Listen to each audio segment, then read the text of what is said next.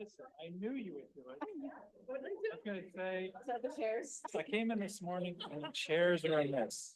Like the next review, they were a mess. You just said Addison as a guest. Thank you. I'm bored. I'm looking something. I feel like I should be doing things like nervous energy for you guys.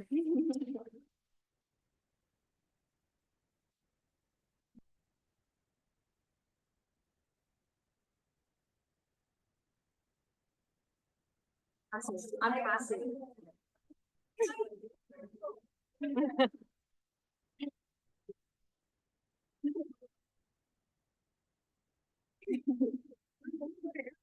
How are you feeling? Good, actually. Good. I feel a little unrehearsed, but I think it's gonna be okay. I have all the notes written out on the slides. Yeah, and just remember, I know I've had a quick lot of, like, all the work is done.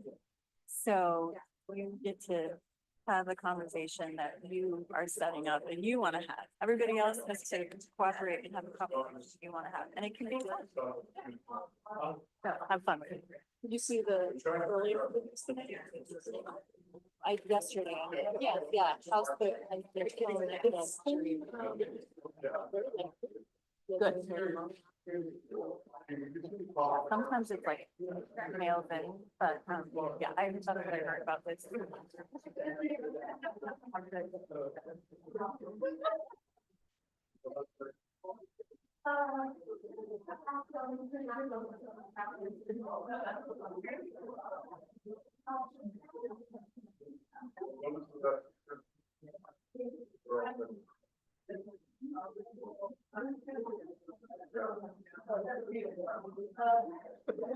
The student panel is really in the back. Oh, okay. But the jury's. Okay. I'll skip wherever. Yeah. Oh.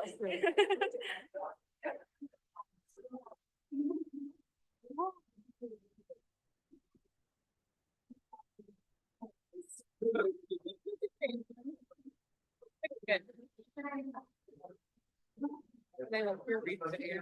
Thank you. This is, I used to play this in the background while I would work.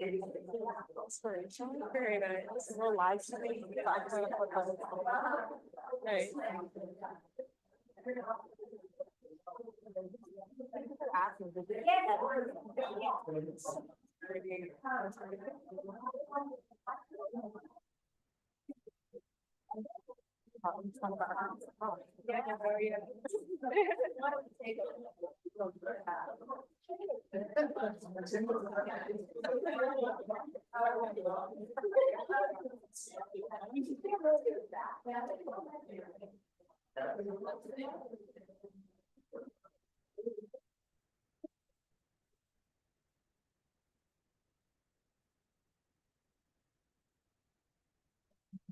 Okay.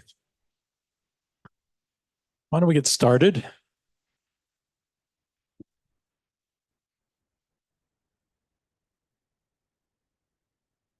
I have nothing to say. As you might have guessed, Janet and Todd and I go way back. Vancouver, 1994. Whoops, ours. Oh, yeah.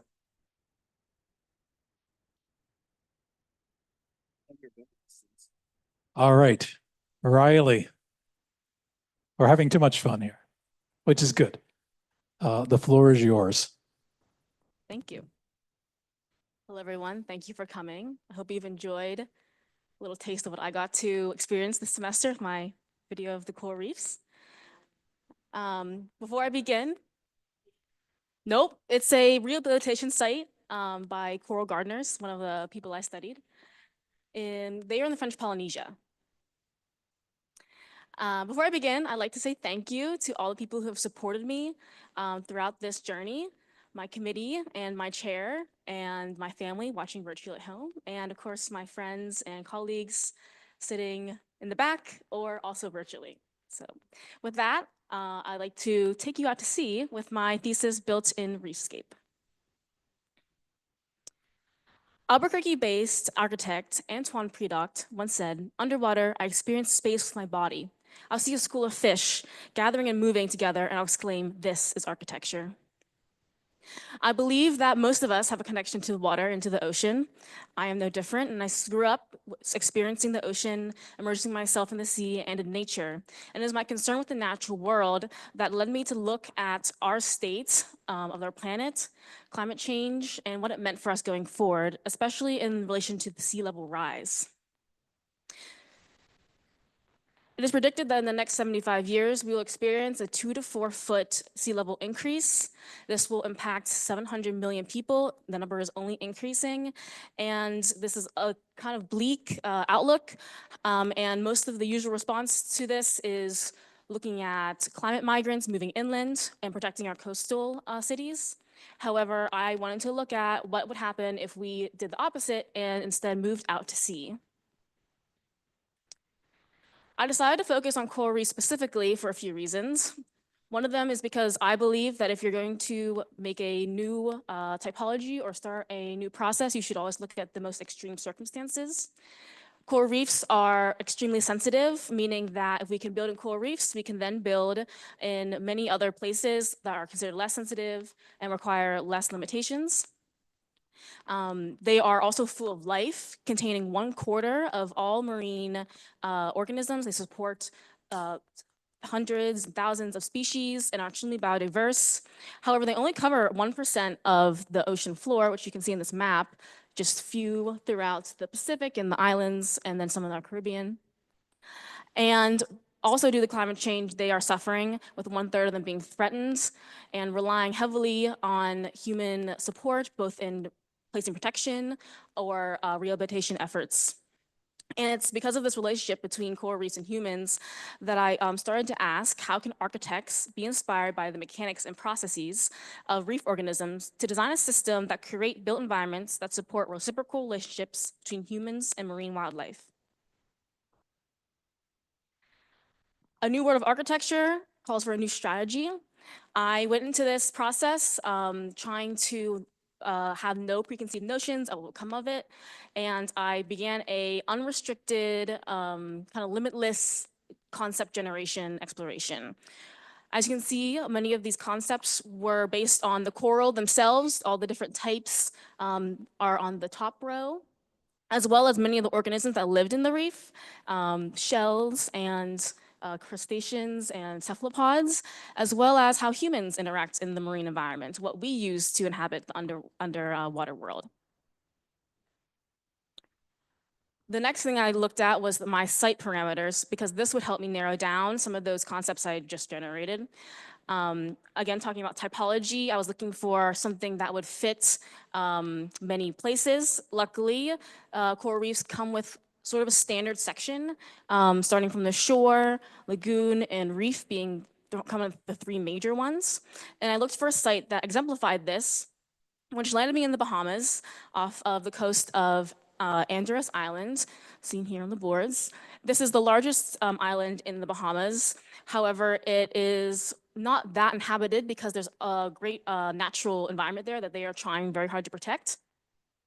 Not only does this contain the major components of the reef section, but it also has the extremes, with the cays being as shallow as 10 feet, obviously also the shore and the islands, to a 6,000 plus foot chasm at the very end called the tongue of the ocean, where it drops off. So you get some very extreme depths that is good to explore in this type of exploration.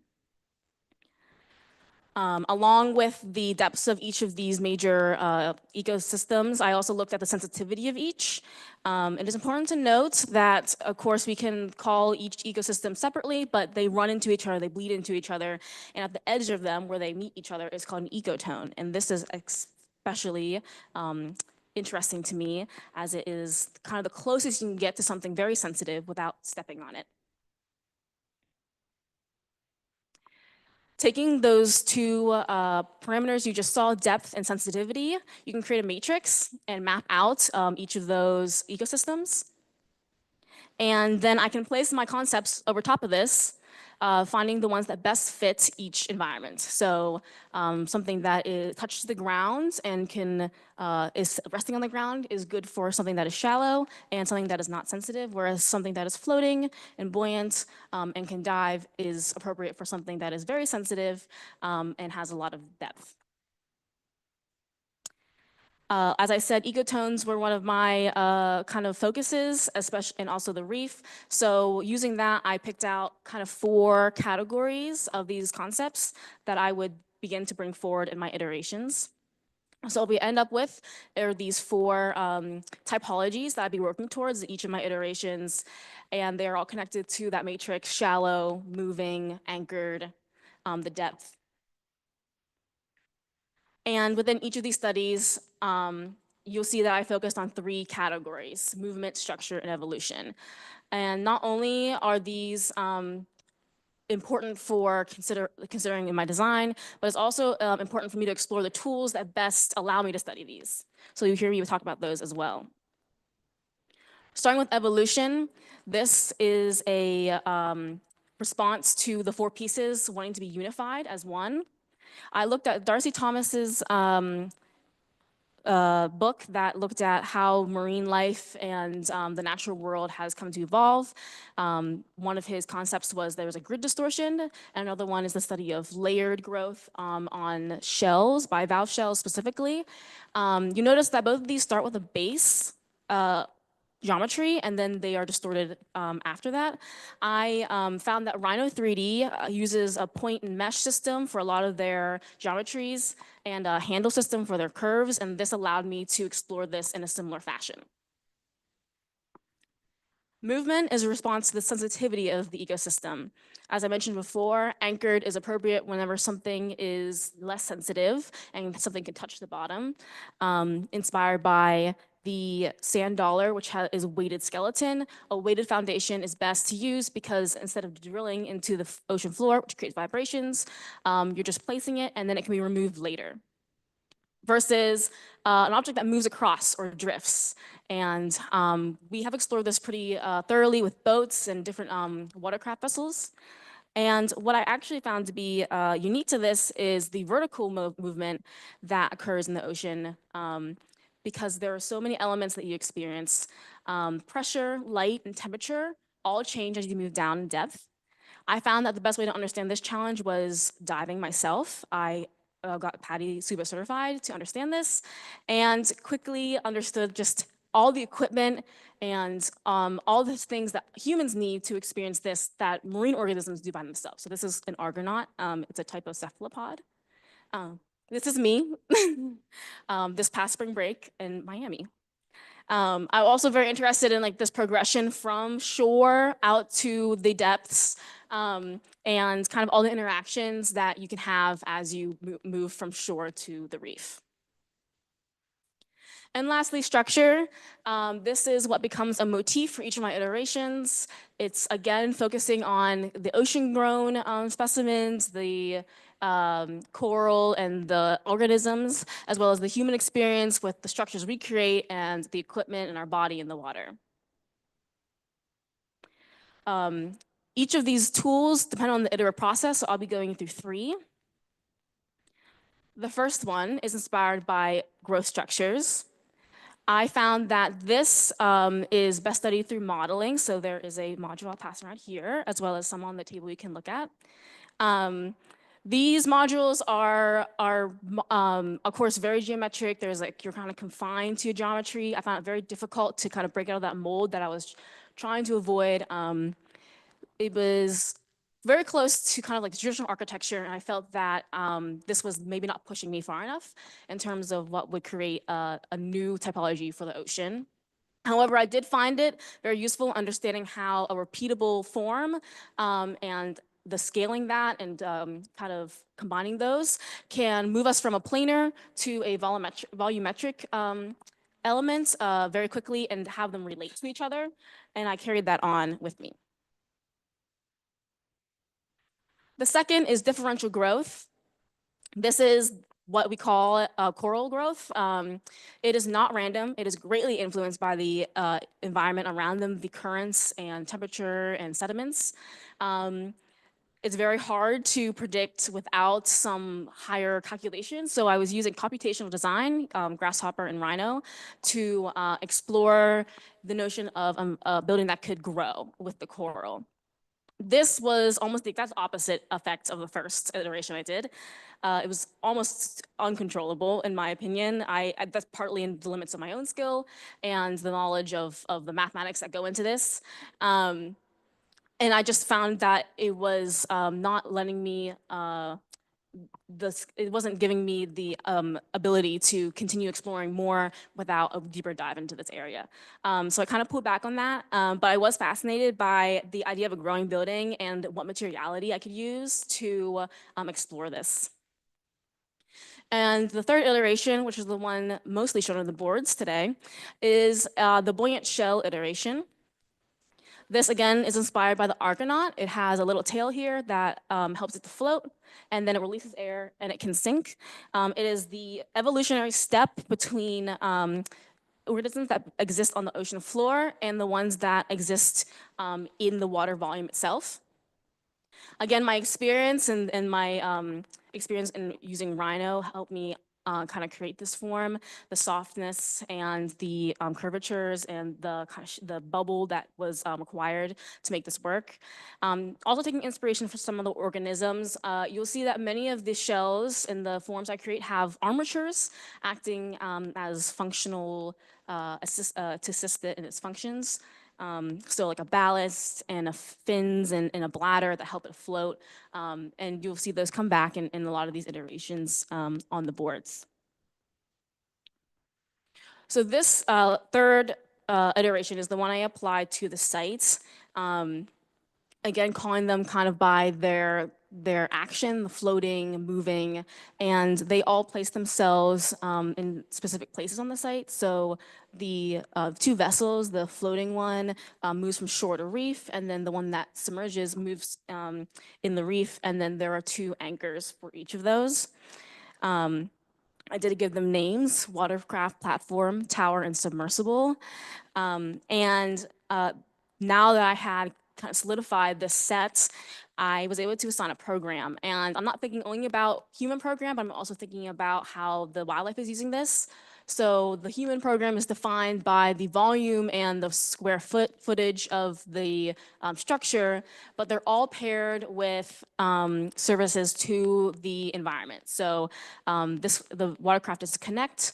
We have propagation, garden growth with the raft, the platform, and then structured growth moving forward into the reef, the tower, and then the adult coral is monitored by the submersible. In the case of users, I'm mostly thinking of this as a place for research and learning. This can include non-professional researchers and more like recreational divers is what we call them. But I would not be proposing that this would be a tourist attraction or something open to the public. Still, trying to heal these environments and kind of keep some protection to them. So applying those earlier explorations.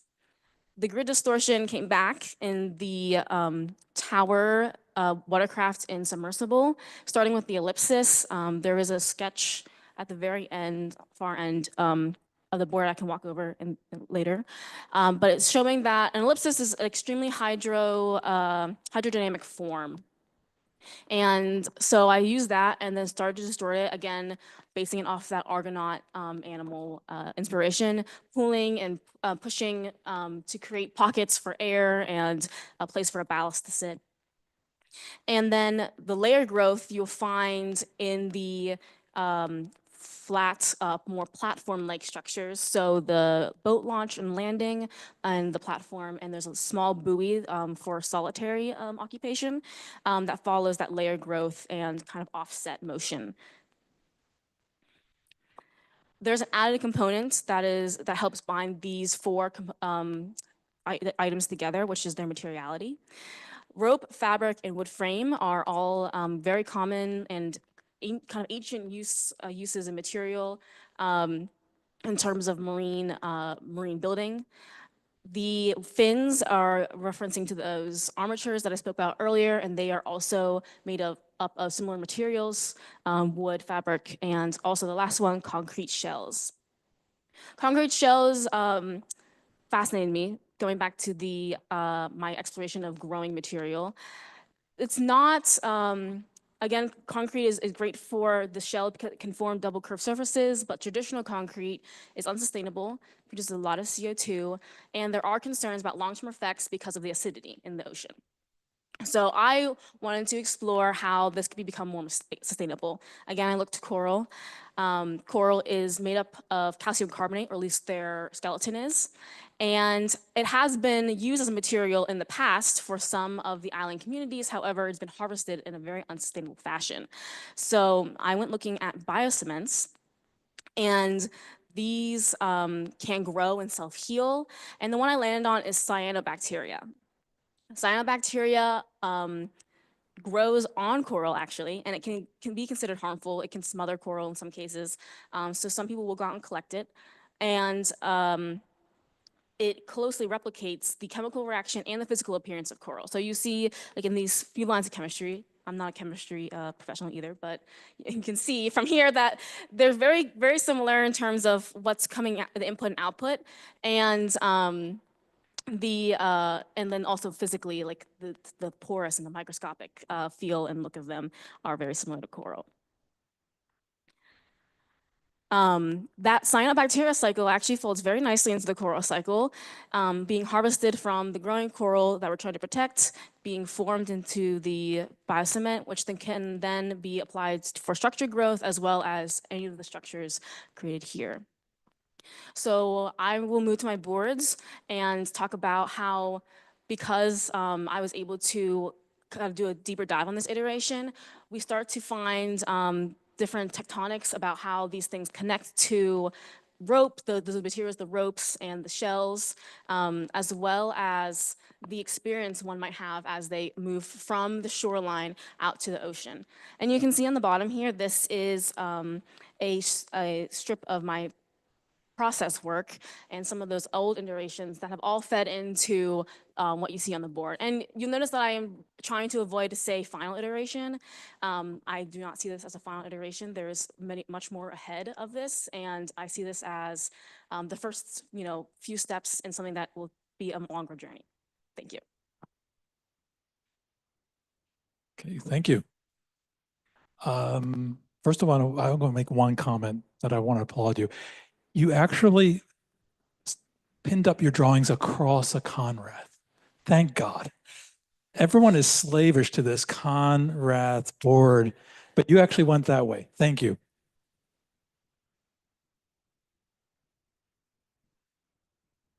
What is the program? Did you go over that? I mean, is there a program or? Yes, I briefly mentioned it. It's mostly for research right now. So the attempt would be that there would be kind of like a surface for storage and study and rest here. And then interior of this could be observing and lab space. Whether or not that would actually be enough space for that is a little bit up to debate, but the intention was that this would be somewhere that divers could rest and that researchers could come and like kind of store some of these equipment they use while they're researching. Is there a plan of the site with everything in it? What am I missing? I can't find. Yeah, so there's the greater plan along the top here, and there's one here as well. The site stretches about 2 miles from shore to reef. So, and then these here are the plans of like the individual pieces together. It's just hard to get the whole thing onto one cohesive plan. Yeah, it's across the top here, and then there's a kind of a hatch plan.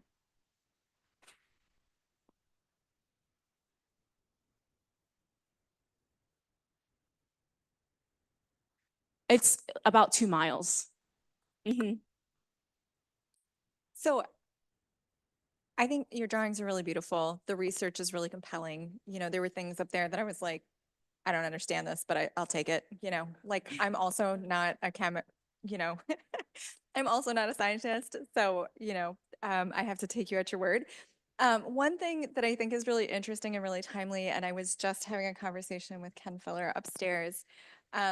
In my career, I started out in interiors and went on to become an architect, and now I work in urban design. And there's something about urban design and interiors that's very similar, and it's about the tactile kind of human scale of both of those things. And Ken and I were talking specifically about pavilion design and the idea that there pavilion design or something of this scale that's a little bit smaller, that's often not thought about as architecture in and of itself.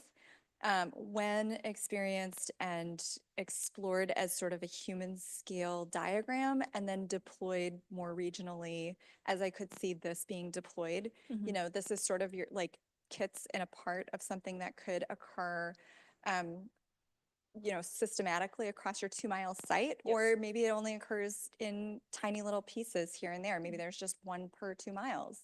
But I could see this as sort of like the beginning of something that becomes larger, or maybe it just stays in its smaller scale, that in itself is really beautiful. I love the fact that you have this research-based program. Scientists need built things. They need architecture, and this really responds to a really specific group. And I think that that's the beauty of architecture. It doesn't have to serve every purpose. You've chosen something that's very site specific, that's very program specific, that the layperson might not ever use. But I think it's a really bold step, and I really appreciate the fact that you took this on.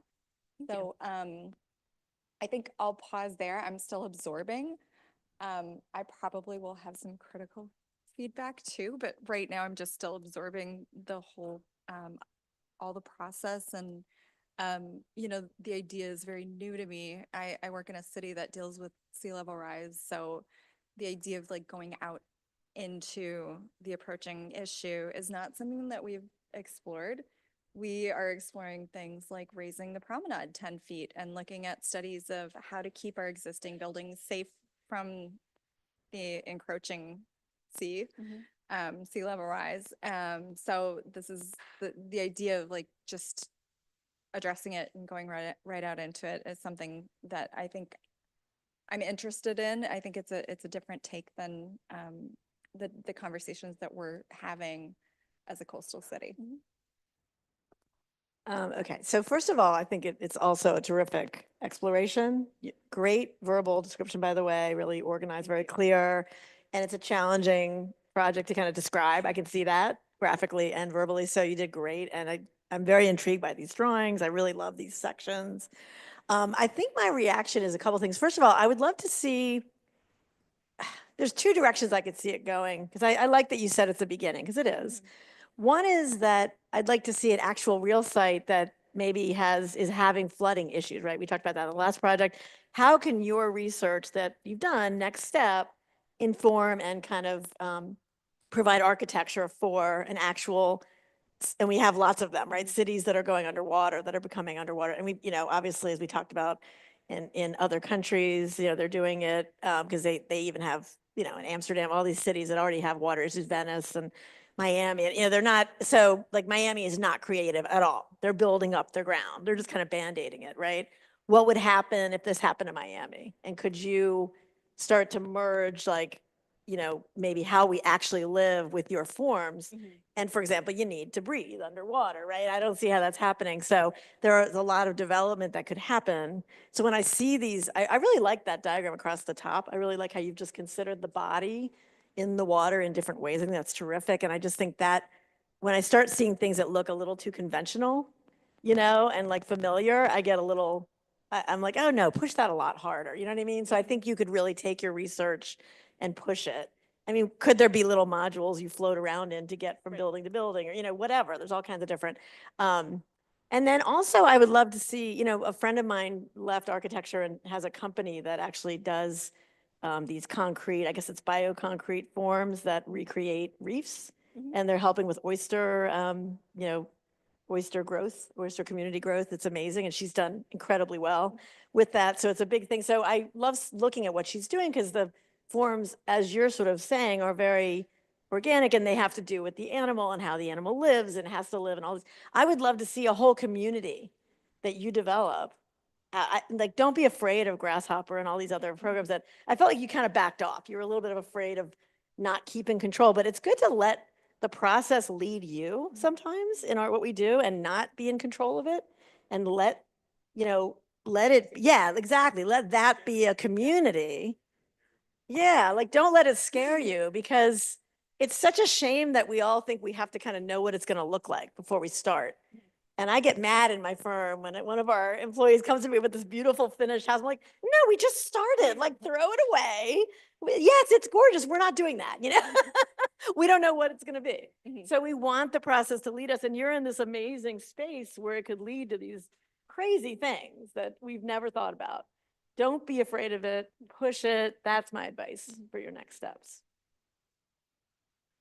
I just want to start with a question.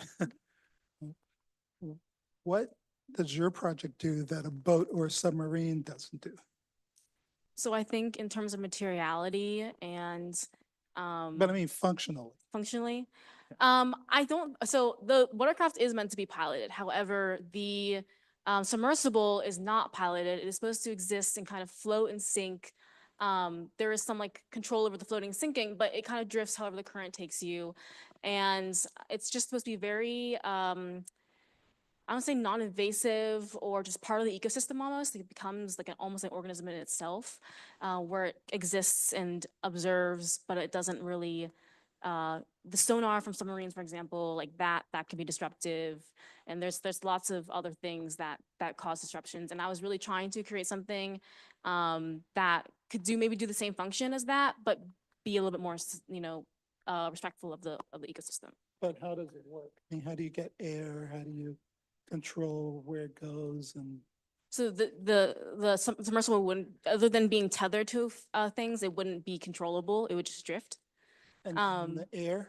And then the air, there are like mechanics that I hadn't quite gone into. I did do research on how much volume would be needed to kind of sustain like a 3-hour descent and then ascent, and the volume I have created would sustain that. So there would have to be a control that would allow it to become buoyant again and resurface, which I didn't quite figure out, other than having a bladder that could expand. So there would be a piece here that would be attached that could expand and contract that would allow that. Expand and contract with air? You can do it. It's about displacement, so it doesn't necessarily have to be air, from my understanding. It just has to displace the amount of water that you need to kind of raise you back to the top. I believe that's correct. Okay. So I would begin by saying that I think you're on the precipice of like what your generation needs to be doing.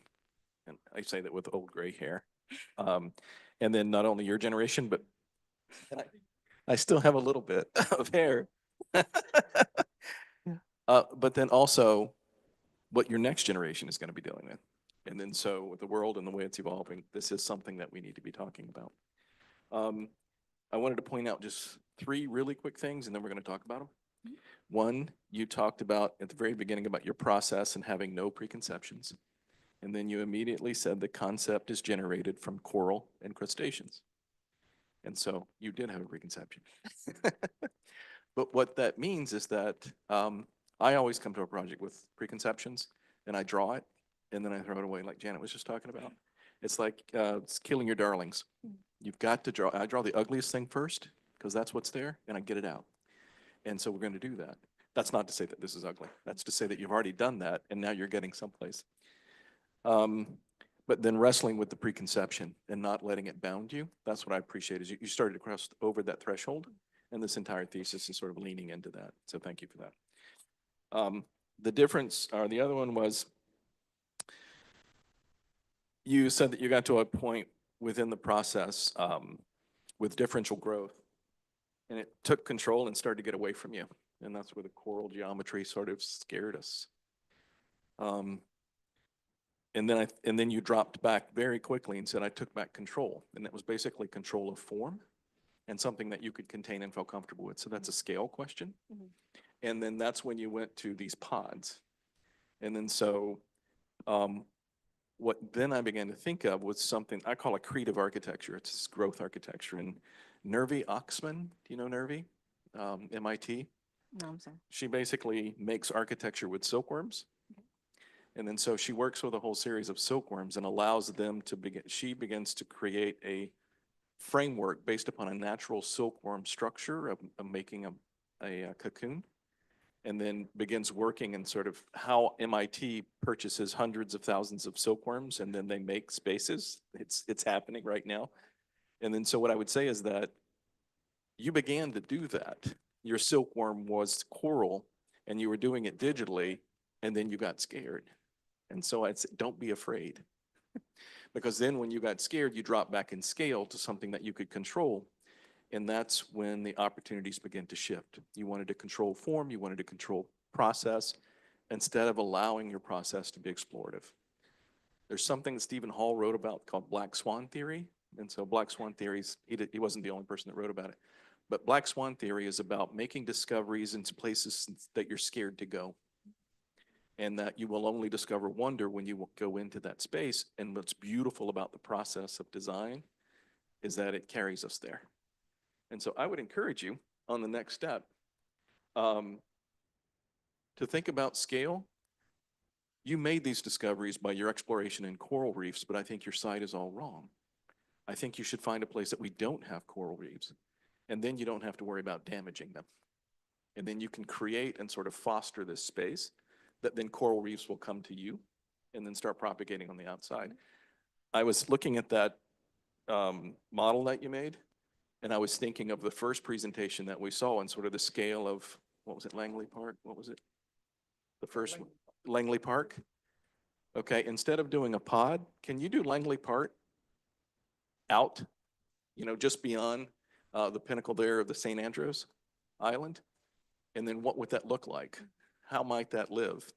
And then when you begin to do that, then dealing with all the things that you were talking about, all of the systems that are going to go in there, because we cannot continue to believe that our air is going to be breathable. And so the third generation from you, or even the second generation from you, we've got to question that. And then so what I would challenge you is to, the step that you've made, and my belief is that currently you're working with a little bit of biomimicry. And as biomimicry, the notion of mimicry comes from that sort of Latin derivations, like, a monkey will mimic us in our movements and stuff. And about the age of 2 is when a child begins to say no and has a different thought. Mm-hmm. That moment when that happens is called mimesis. And that's where I believe that you're going to. It's called biomimetics. And biomimetics is when you go from not only emulating, but learning from that moment to make better through the natural environment. And so I think that you're right there on that edge. So I'm going to push you off. You're going to get a little wet, but that's going to be beautiful. So thank you. Thank you. I'm going to hand it over to Jana, unless there's other comments from the faculty. One of my favorite films is called Defending Your Life. You got to watch it. Does anyone know Defending Your Life? In the first 5 minutes, the protagonist dies. And he's got to go to heaven. Well, he's got to go to Judgment City. It's a city. And he's got to defend his decisions in life. And what you're judged on in your life is your overcoming fear. If you overcome fear, you can achieve all kinds of things. And you're starting to do that. And I think Jana really encouraged you to do that and say, don't worry about it, keep going. That fear, that kind of angst we feel when we're learning something is a good thing. Hi. So I want to offer a slightly different perspective from the inside of the, just watching you. I didn't witness that you were scared. I also didn't witness that you felt like you needed to control. I remember the committee meeting we had when we were looking at that model of coral. And at the same time on your screen was like an actual coral reef moving around. And we were all like, yeah, don't try to recreate that. You don't need to compete. You're a guest in this environment. And the thesis question is, what's the process of being a guest, and what can you as an architect make to know this place better? And the answer then evolved to become the tools that you can use to garden, to be a coral gardener. The small, sort of like simple and understated, but pretty sacred structures, like the sand dollar that a coral would grow on. You realize like a vertical structure that goes up 10 feet, coral's not going to grow on that. It wants to grow on the bottom flat. It's like kind of, diminutive in that way, right?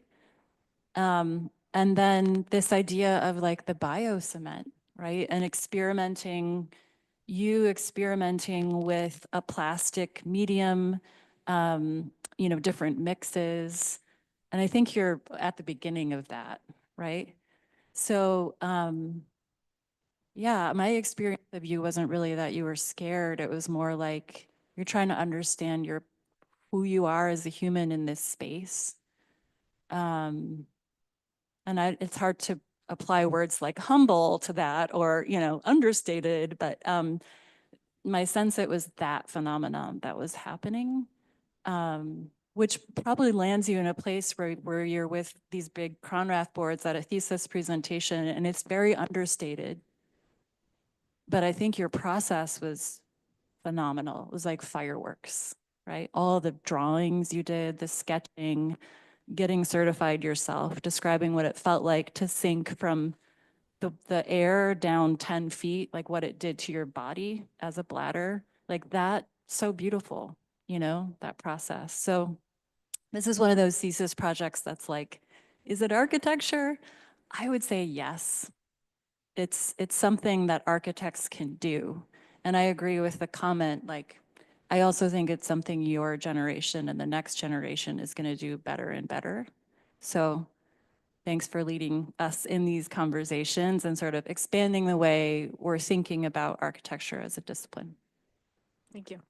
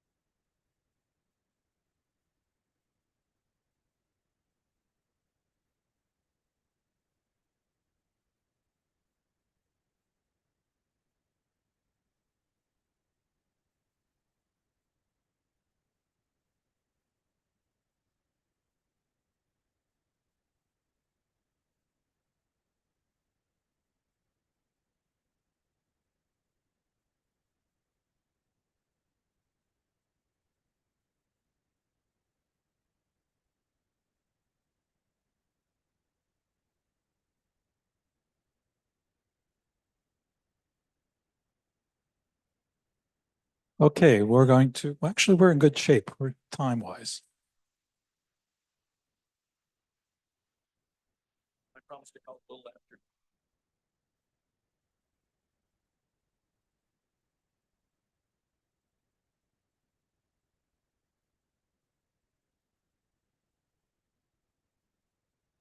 Okay, so why don't we begin over here?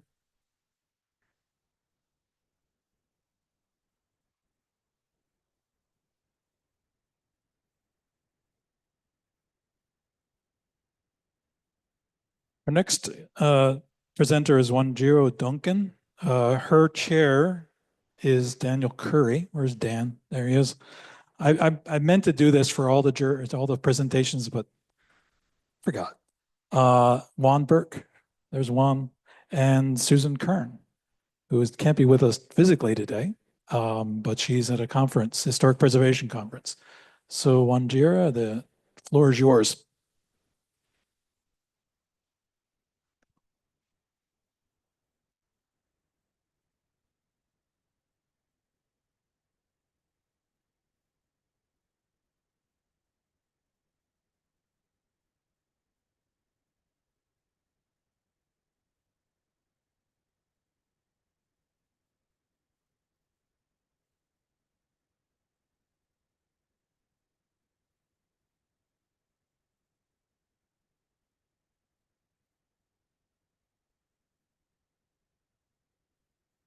All right. Okay. Hello, everyone. My name is Wanjiro Duncan, and I am a dual degree student in architecture and historic preservation.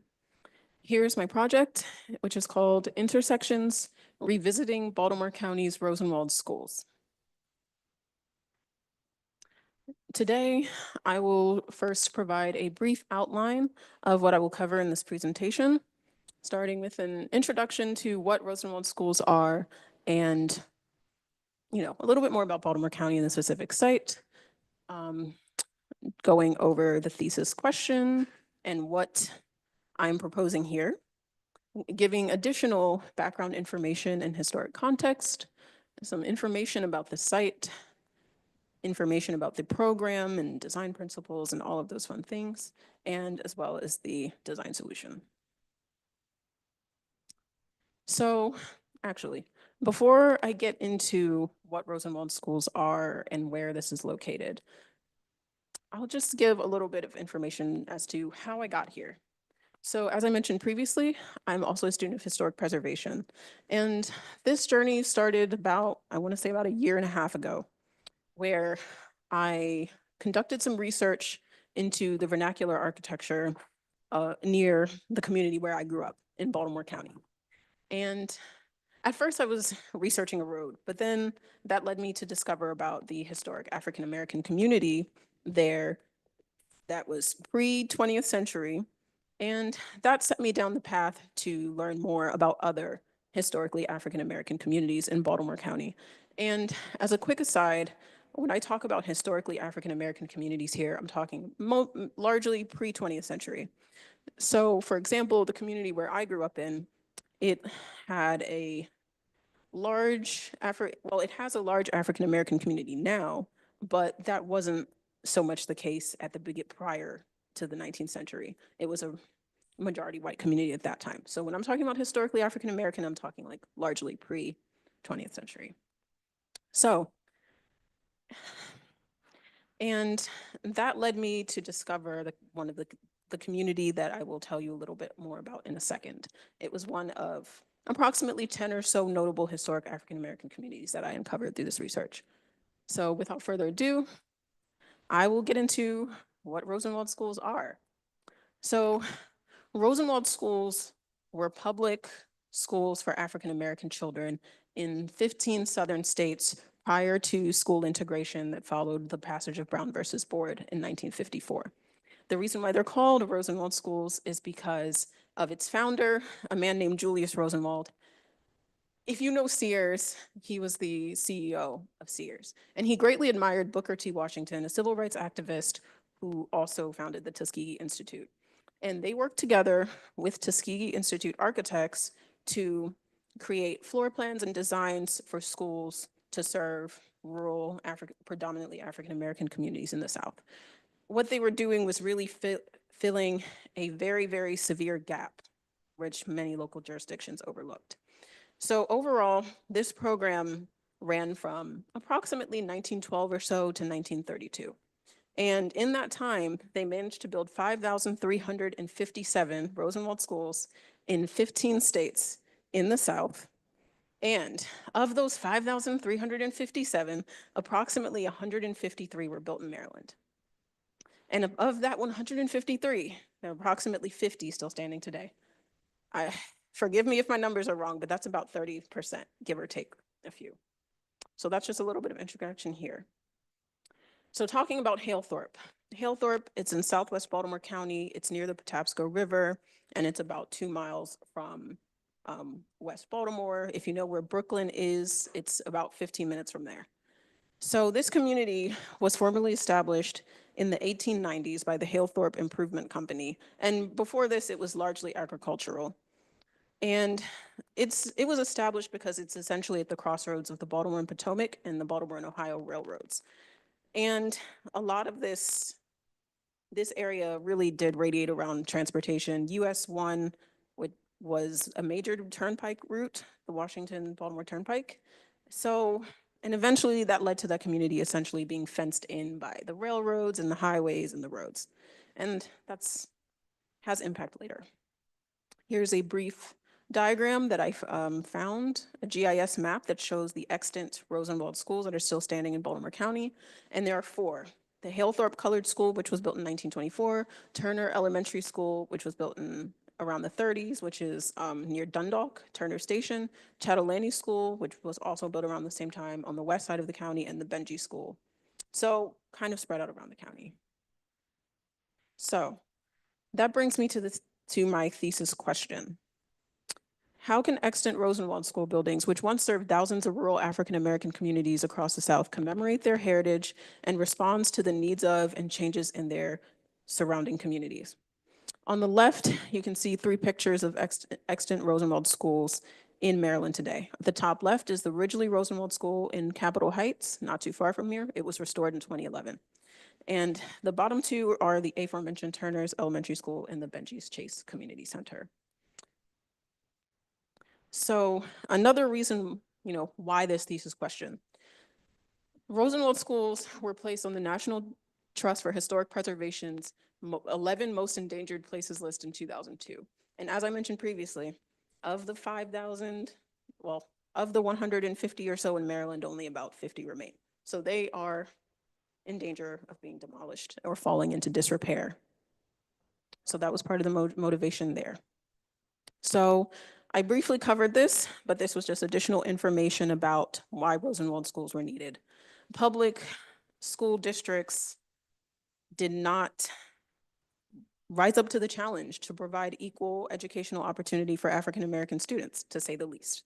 And even those that tried, often the resources were not the same as schools for white American children, and they were often poorly funded as well. And as I mentioned previously, this was a partnership between Julius Rosenwald and Booker T. Washington. So an important element of Rosenwald schools was community engagement. The Rosenwald Fund would provide approximately $700 or so towards the construction cost, but local community members had to fundraise for the most of the rest of the money. And in addition to that, a lot of these schools were built by the community members themselves. And I'll give a little bit more information about that later.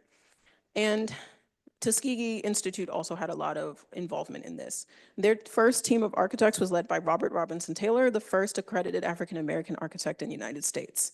And afterwards, the designs were updated in Nashville, but anyway.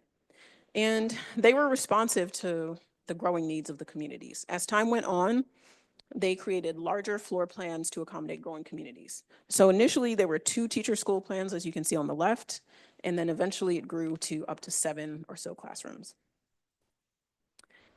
And here is a map you can kind of see of the density of the remaining schools, mostly in Montgomery, Prince George's County, and Anne Arundel County, in the dark orange in the center, and then Baltimore County is just north of that, the slightly paler orange color.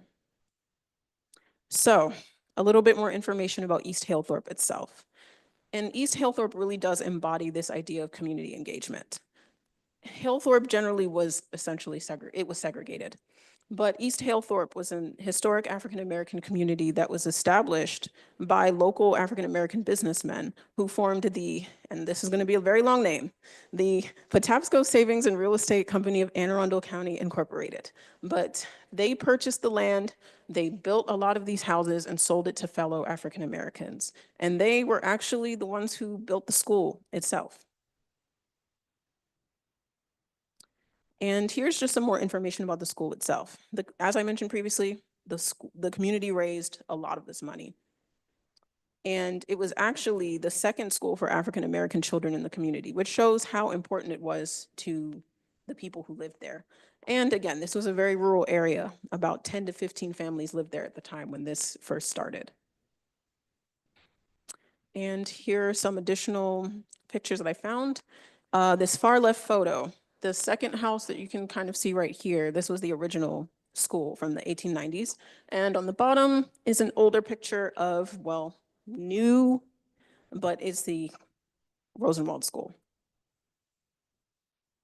And here are some updated pictures of what it looks like today. It has retained quite a bit of its integrity on the outside. You can still see a lot of the iconic characteristic features of Rosenwald schools, such as the 5-bay windows, the use of brick, the pitched roofs, stone mason, and the random uncoursed masonry. But it has been extensively modified to fit current needs. And here are some additional pictures of the site on the inside. And it is also, the rest of the site is currently being used as a baseball field and a park for people to enjoy as a recreational center.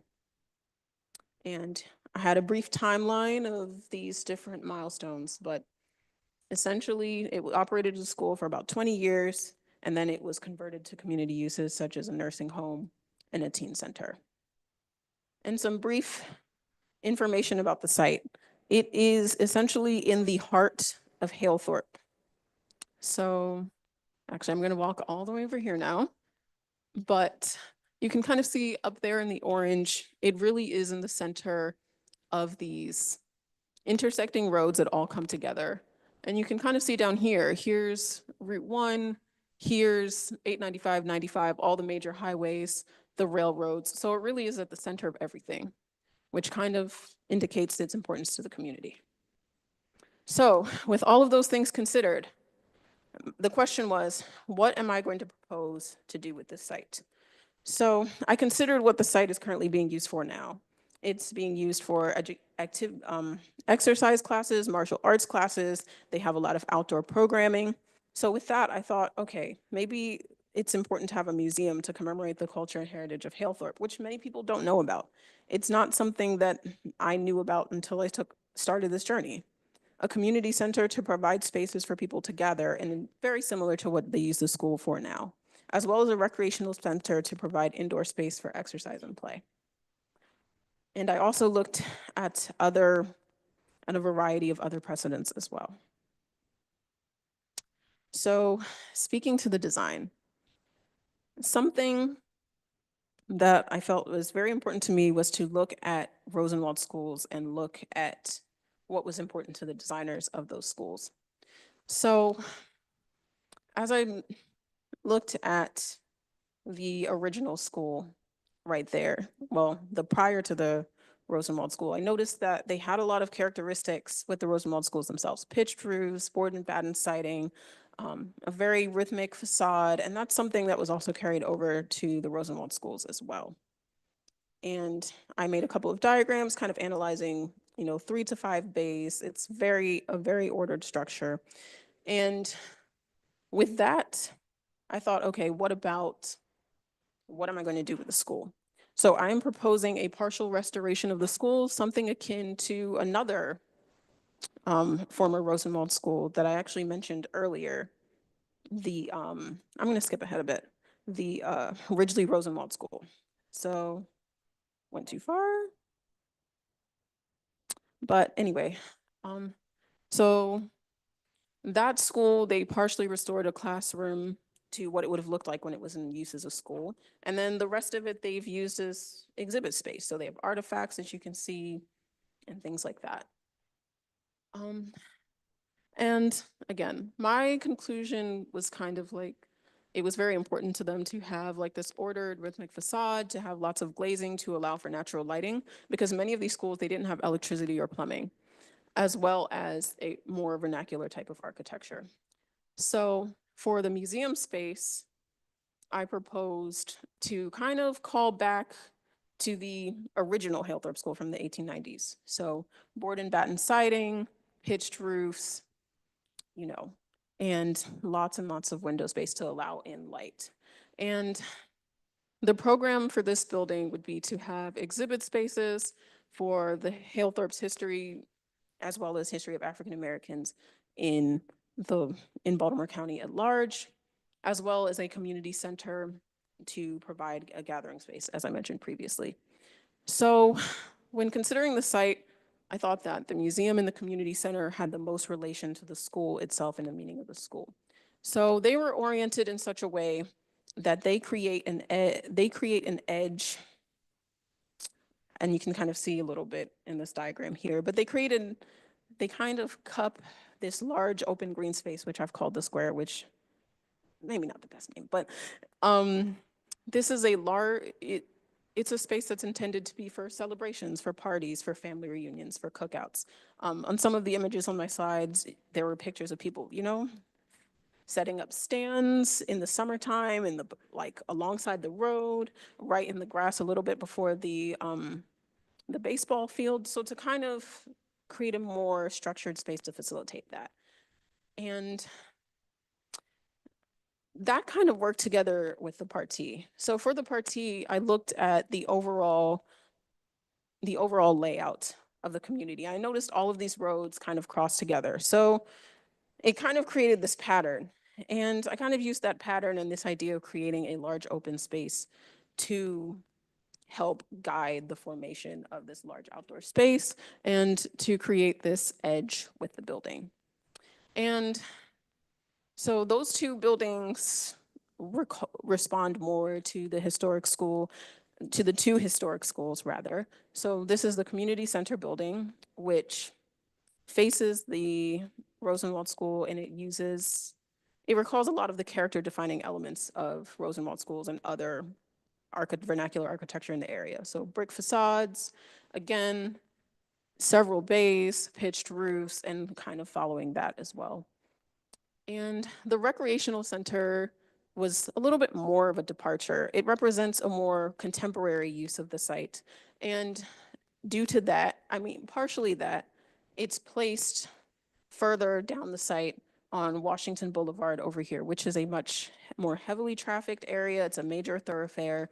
And the intention is to draw people into the site, but also take some of the load off of the school and bring people there, and also serve as an alternative way to draw people through the current park site. Okay, so the only building that is on the site is the school right here. And everything here, this is a baseball diamond, they have basketball courts, a playground.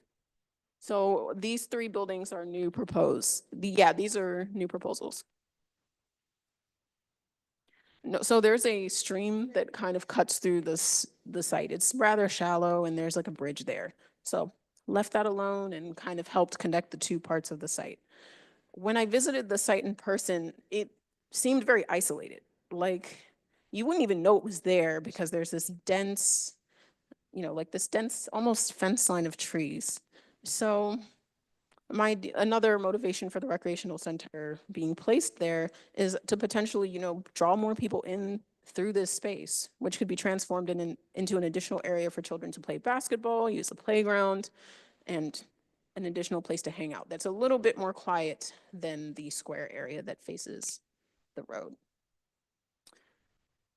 So considering all of those things, my hope is that a design like this could provide an expansion of additional space to fulfill the current uses of the site. Because I should have mentioned this earlier, but the historic school is only about 35 feet wide and 60 feet deep, including the kitchen and the bathrooms. And there are far more people who live in Halethorpe now than they did 50 years ago or 80 or 90 years ago.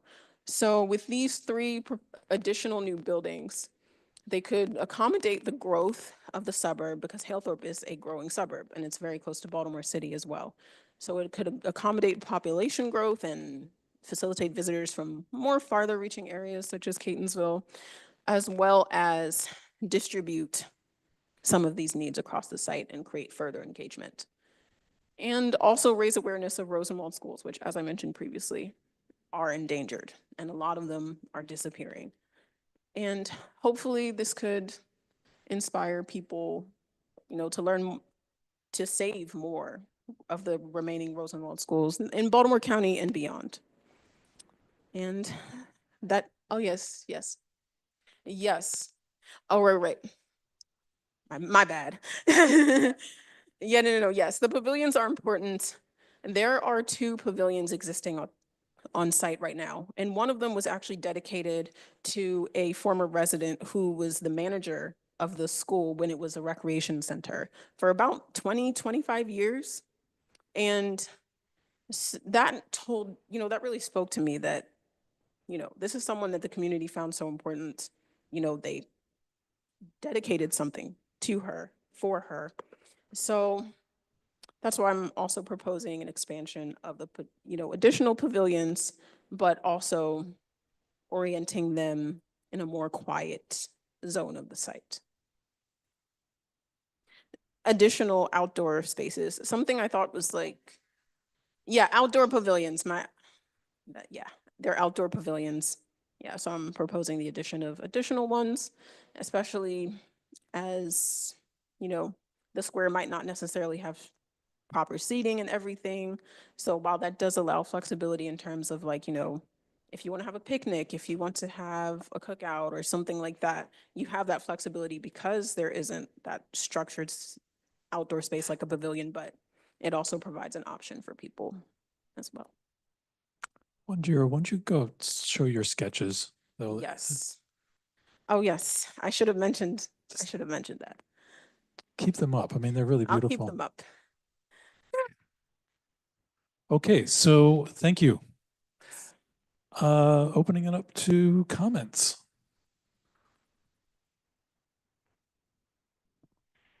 First of all, really, really interesting and fascinating Mhm. topic. I love that you found this. I've never heard of this. I think it's amazing and great to learn. You taught me quite a Mhm. bit, so thank you for that. So wonderful to learn about our history aspects that we should know more about, and we Mhm. don't. I lived in Baltimore for a long time. I should, so I feel kind of silly that I didn't know. So this is terrific. Secondly, just your description and everything was really, really clear and well organized. So thank you again. Everyone today has been terrific with that. It seems like, so I love that you're preserving this school and saying this is a really important piece of history that we should know about. And I want to bring people here. And I love that you're creating like a campus, or it's really more of a park. Mhm. To me, what you're doing, the reason I looked at pavilions is these could be pavilions in the park, quote unquote.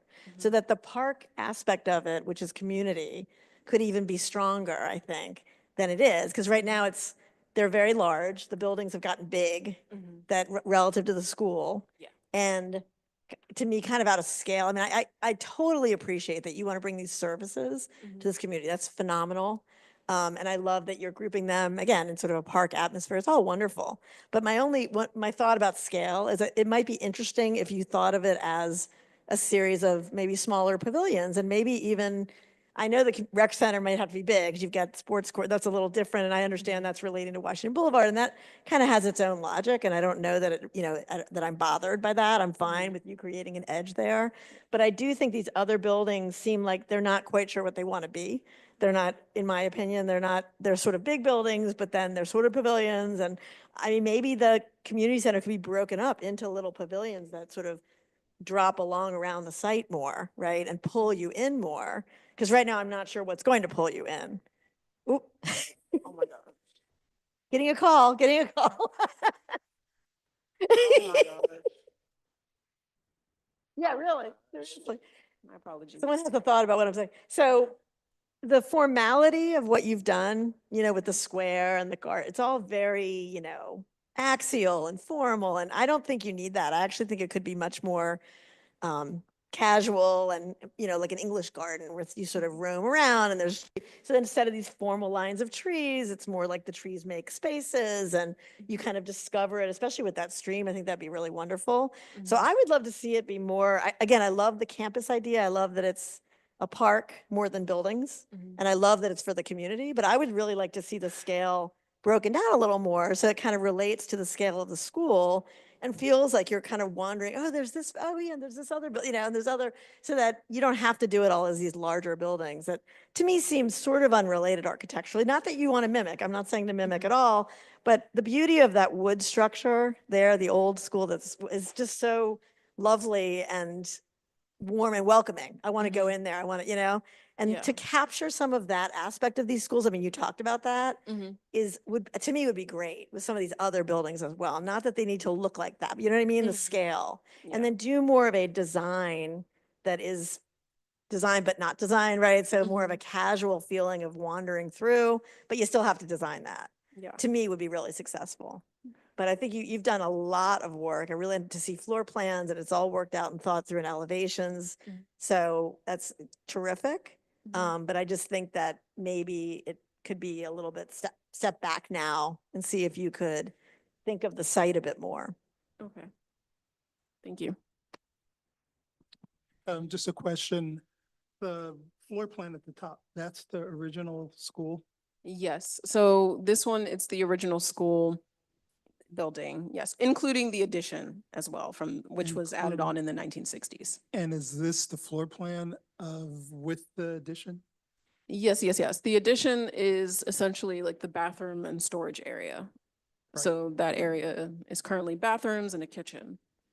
Okay. So that's including the, So I just wonder if you could have restored it back to the very original building and used then the interior and the building itself as the interpretive center instead of making a separate museum so that you can restore it back to what it looked like during the segregated times and where the teachers, I could see sort of some of the classroom stuff. And I think you said it was a 2-classroom. yes, it was a 2-classroom. And so as a preservationist, I just wonder if that's something maybe to consider.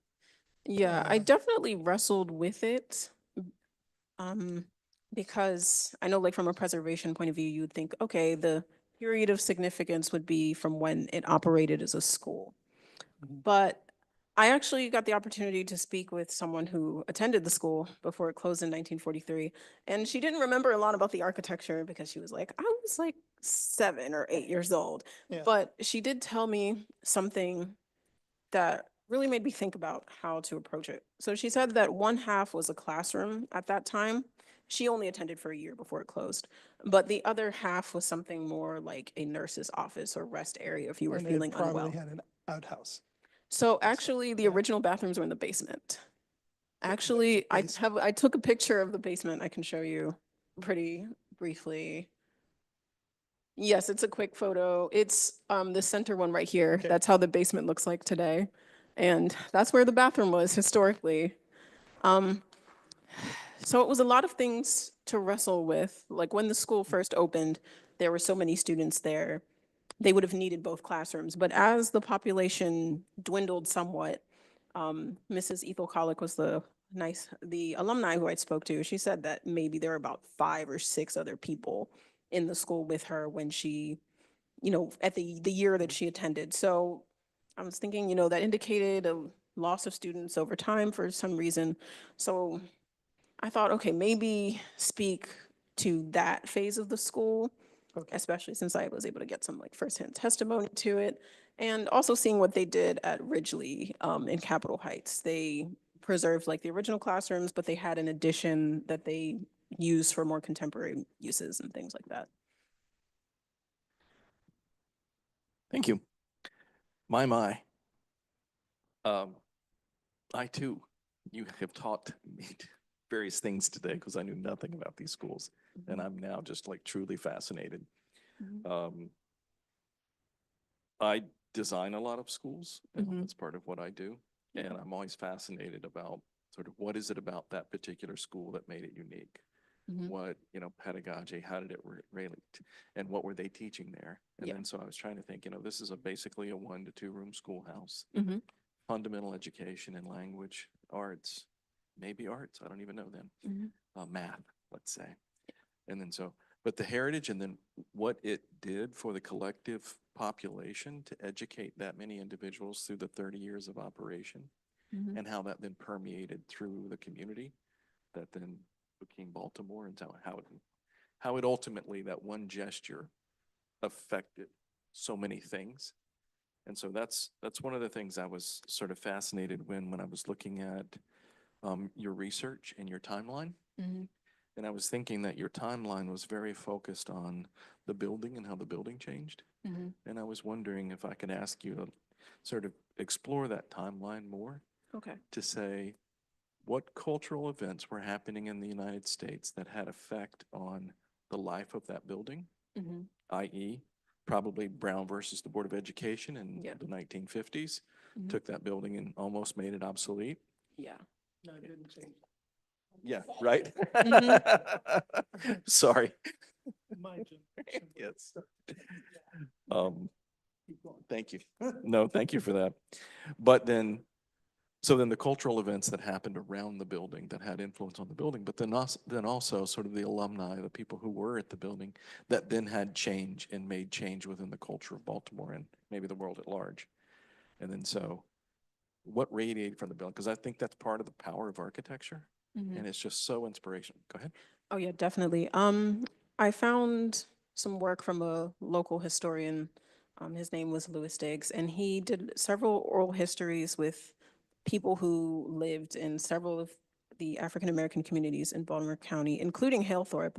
And something that really stood out to me was one of the people he spoke to. They mentioned how, yeah, I went to the school, I raised a family, they grew up here, and like their daughter went on to be an ambassador Right. when she grew up.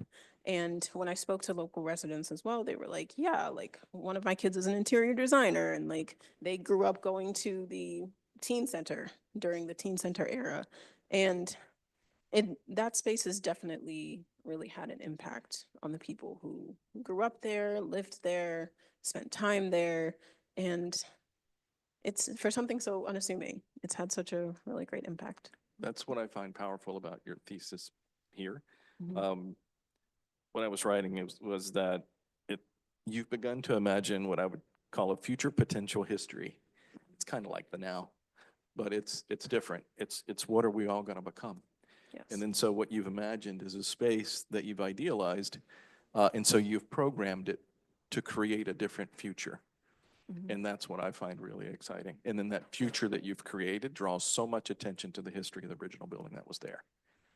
And so I'm going to applaud you for that. I think that's a beautiful diagram as an idea. And that idea may not be sketched or anything, but that's what you constructed. I think crystallized and was captured in the drawing. And then the other was your fascination with sort of how landscape and sort of building placement and then trying to be sensitive to the geometries.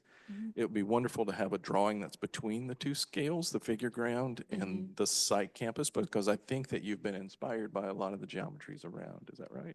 Definitely, Okay. definitely. And then so then I feel like you've then picked these programs to try to be really sensitive to the school building itself and support the ideas and sort of the history that's there. And then trying to then move on to the architecture is almost like you're going to get there, but that's not the focus of what you've been focused on, or that's not the element that you've been focused on. You've been focused on creating an experience about a history that needs to be anew. Yes. And so I think that as a seed of your thesis is really, really commendable. And so thank you for that. Thank you. Thank you. I'd like to echo a lot of the sentiments of my fellow critics over here. I had a couple of questions. I think first of all, your sketches are gorgeous. It's like they're so expressive and so wonderful to look at. The site itself is really complicated. You know, I work on a lot of very rectangular sites. Some of them have steep topography, some of them are irregular, but this is really a strange shape, right? It's really tough to think about how to lay the site out. I wrangled with that for a very, very long time at the beginning. I should have mentioned this earlier, but oh wait, I have a diagram on the sides. But the current the current boundary of the site of the park that it is, the park that it is now is very like triangular and weird. Here well, here's one of them. So outlined in red is like the original school property as it was in the 1920s. And, I found a plat map showing, anyway, a very triangular, weird site. And then when Baltimore County purchased, well, when they purchased the site, they added on these additional lots down there to Washington Street. So it makes like this very weird geometric, let me keep looking. I don't remember where it was. Right. I And had it. it's not but very straightforward, right? It's not at all. So Yeah. one thing that I was thinking as I was listening to you and I was thinking about the importance of the school and something I wrote down is how do we frame the original school building as a gem? Mhm. And I do a lot of work with museums, historic buildings, living and working in Baltimore. And one of the things that we talk about a lot is arrival sequence. And so just looking at the parking lot, which is like, the least celebratory part of the design, Mhm. can you just walk us through, like, if I was coming to visit and I was going to arrive, how would what is the sequence through the site? So I kind of considered two modes of arrival. So Northeast Avenue is very, very quiet. It's very, very peaceful. All of the surrounding buildings there, it's all housing. So I imagine that people who were more interested in, visiting a museum and, having an educational experience, they could, just come down like the quiet side street, and then you could park there, and then you could come into the community center. And actually, as a quick, um, and when I met the person who like operates the community center, who's also on like the preservation board and everything, just as a brief story. So even though it's a community center now, it's not necessarily open to the public as you would think a community center would be. Like you can't just walk in one day and then do whatever you need to do. So I didn't understand that at first. So I had to do some calling around, and then they directed me, like call Mr. Johnson. He's the person who operates it. So I called him and I was like, hey, is there a time that I could come see the school? And he was like, I'm down the street right now. I'll walk over. I'll be here in 15 minutes. And he literally was there in 15 minutes. So I kind of thought that for people who live in the immediate surrounding area, you could also walk, just walk up to the area, just come through here, and then you're presented with this choice to either, go to the community center or to the museum, or you could go to the square. And then if you want to play basketball, because I did see that there were children playing in the basketball courts the few times I was there, you could kind of meander down across to the other side as well. So definitely thinking about the pedestrian experience, since like this area seems to have a lot of engagement from people who live immediately in the area, as well as providing avenues for, people who are driving in from other areas. And actually, an additional note about the recreation center as well. And this kind of goes back to how the area is so fenced in by highways. There is a recreation center that's not terribly far from here, but you have to go across the highway to get there. So even though it's only about maybe 2 miles away, it's at least a good 20-minute drive when you consider all of those things. So kind of thinking of providing an easy access for people who might not live so close to they're too far from the other recreational center, but they're still far enough that they would need to drive in. So- Okay, thank you for that explanation. Mhm. Listening to you talk about it makes me want that diagram to Mhm. happen. So I Yeah. wish that, like I'm missing that just a little bit. I love the idea that the school building is this gem that you get to as kind of the finale of your visit. Mhm. So the idea of like passing through the community center and then to the museum or the garden, I think that makes sense from a sequencing perspective. Mhm. And then the other piece of it, because I guess we've got time. Um, that I was gonna ask, and this is sort of a decision that we make a lot with historic preservation and adding either to an existing historic building or adding buildings to a site with a historic building, is what is the approach? Do you diverge completely from that historic typology and build something that complements it, whether that's through the materiality or through the building form or through the scale?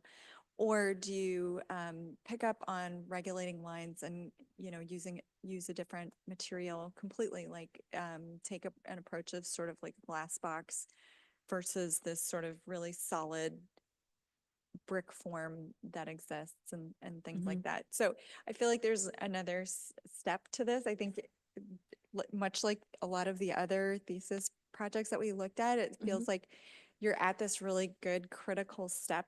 And you're kind of like right at that place where it's great to get feedback from a panel. But my hope is that you'll continue exploring this throughout your career. And I think there's a lot of things regionally and locally for you to work on. And the merger between historic preservation and architecture, your architecture piece is adding something new. And I think that it's a very personal and very, it's a decision that you make when you say this is a building that's going to be on the same site. So having a clear understanding of why you're making those decisions, I think, is helpful. And, you talked a little bit about the school being kind of dark and cramped and your use of glass and glazing. I think that was helpful for me in understanding the architecture.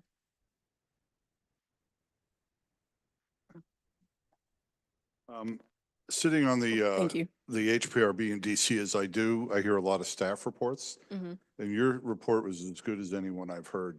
It was really superb. And I learned a great deal. And yeah, don't say that now, Janet, because next time you might be up in front of the board, the board member may have to repeat that. You know what Janet said about you guys once? Anyhow, allegedly said. Anyhow, no, but it was an excellent summary of all this. And like others here, I didn't know anything about this stuff, and it was really fascinating. And it's part of the history of African Americans that we've done more uncovering in recent years, which we should do because a lot of that's been hidden. It does make me wonder a couple of things. If this was not a historic site, I think I would be really tempted to pick up that building and move it. Because it's very difficult up there in that corner. Yeah. And the fact that the site got added onto the way it did as this kind of larger landscape problem sort of begs this very difficult question, which is, probably you can't move it, I mean, if somebody came to us on HPRB in DC and said we're going to move it, the biggest question would be, but doesn't the context of this have meaning and things like that? So you probably wouldn't do it. But if it had been moved before we got to it being a landmark, we'd have to deal with it somehow that way, right? So the issue for me then is the landscape around it and how this thing gets treated. And I sense a kind of equivocation at one level on your strategy, which is wanting to kind of memorialize to some degree the landscape that this thing sat in by itself, and at the same time integrate it with this larger idea of the site. And I think you could go either way, but I see you kind of hedging your bets a little bit with this garden next door and stuff. And I'm thinking about historic sites that you come upon and there's a special building that has its own little picket fence around it or whatever, and it has its own site defined. And then there's other things that happened over time, but it had its own characteristics, and you discover that in a different sort of way. That would be one way to treat it. The other way to do it would be, I think, would be to use the orientation of that school, the way it sits as a kind of temple perpendicular to Northeast Avenue, to generate more literally the other buildings. So for example, I would be really tempted to turn this building like that and make it like a version of this. I don't care if it's bigger. That happens. There are buildings and small buildings that sit on sites together. It happens all the time. And then I would be inclined not to make this angle, but to make this maybe something like that as well. So that I really had this thing generating a series of these things like that, which I think would help with the sense of transparency into the park and the publicness of that right now is sort of like I got to go between these buildings and it's not clear when I go here and stuff. And I think it would help to give a more of a porous side to this somewhat. The other thing I would be tempted to do would be to pull this building back maybe so that if you wanted to, I could come out of here and see that right away as the landmark there. Now that might be too much. I mean, maybe you don't want to treat this like the Axis at Versailles, you know, and maybe that's too much. But I think I would be tempted to want to see, have an awareness of this and its precinct, because, you know, there's a marker here that tells you about the site, and that's the most important thing historically. So I end up with a kind of, okay, if the building has to stay here, what else can we do to make it perhaps even more distinct? And maybe the garden, instead of being like another version of this, might be something around this, you know, that it sits in a garden rather than next to a garden there. And it would help give it some distinction different from these things here. And you know, this thing, I don't know, this is, to me, is a bridge too far. I would, you know, it's sort of, it's the building felt like you had to design. I probably would have just drawn it in the site plan. But I think the question of the relationship of these things to that, and also the larger landscape, is a really interesting question. Not easy to do. And I think also, had you been, instead of a dual historic preservation major, architecture major, which, by the way, you're nailing that historic preservation stuff very well. If we added landscape to that for you, I think we'd have a better site plan here, because I don't see this quite yet as a landscape that I want to move through, because most of the trees are kind of additive rather than making really defined spaces, and I think it would really help. You know, I always love looking at old Olmsted Park plans, because they're really solid void plans, and I can see the space of them, and I think that's kind of what this needs. Thank you. One more comment, that the other buildings, these houses, I guess, I'm so curious, because you're really butting right up against these. Yeah. And I think if, as you move, you know, in your next step, because there will be a next step, I would actually like to see more about what that relationship is. What do you do? You know, is it just someone's backyard? Like, you know, I think that again, this is about community engagement. And I love that you're making this campus for I really see it more, I realize you have a museum, but more for the town, more for the local. So again, maybe the museum should be the community center, and you get rid of that, you know, because the museum feels a little funny. I kind of feel like you're making this very local, and maybe if you happen to want to come see a school, great, but it's also for the people that live there, which I think is terrific, a community center and a rec center. So, but it bothers me a little that you didn't deal with those adjacencies, because they're right there, and that is very important. So Yeah. is it a landscape that, you know, wanders and kind of accepts those? I don't know. Is it totally separate? I mean, how is that dealt with? So. And you may not know, and that's okay if you don't. I'm not really asking, it's more of a rhetorical question, okay. unless you want to answer it. I just think that you have to be careful when you're, you know, butting right up against these existing buildings, when you don't give us any information about that, it's problematic. Maybe you just needed a little more space, you know? Yeah. And to let them be more, I don't know. But that's part of what Todd was talking about with the sort of zooming out for that site plan that's in between scale, to know more about the relationship to all the other houses and the whole community. Thank you. I enjoyed the comments about the landscape, and it got me thinking. I grew up near a one-room schoolhouse, and I just remember this sense of wonder that I had as a little kid walking into that building, you know, at the end of my street, thinking, wow, this is just so different from my big school. And so as I was listening to the concepts, the comments about landscape, I was thinking about scale, and you've really got small, medium, large, and extra large on this site. And I think that, you know, should you decide to become a landscape architect on top of architecture and preservation, that the outdoor rooms could probably help you mediate between the scales, and also give you that sense of wonder about this object that's from the past, and from a past where the scale is extremely different. Yeah, so I think that, you know, as you're thinking about relationships, you've got all the geometry going on here, which is quite complex, but you also have the scale differences.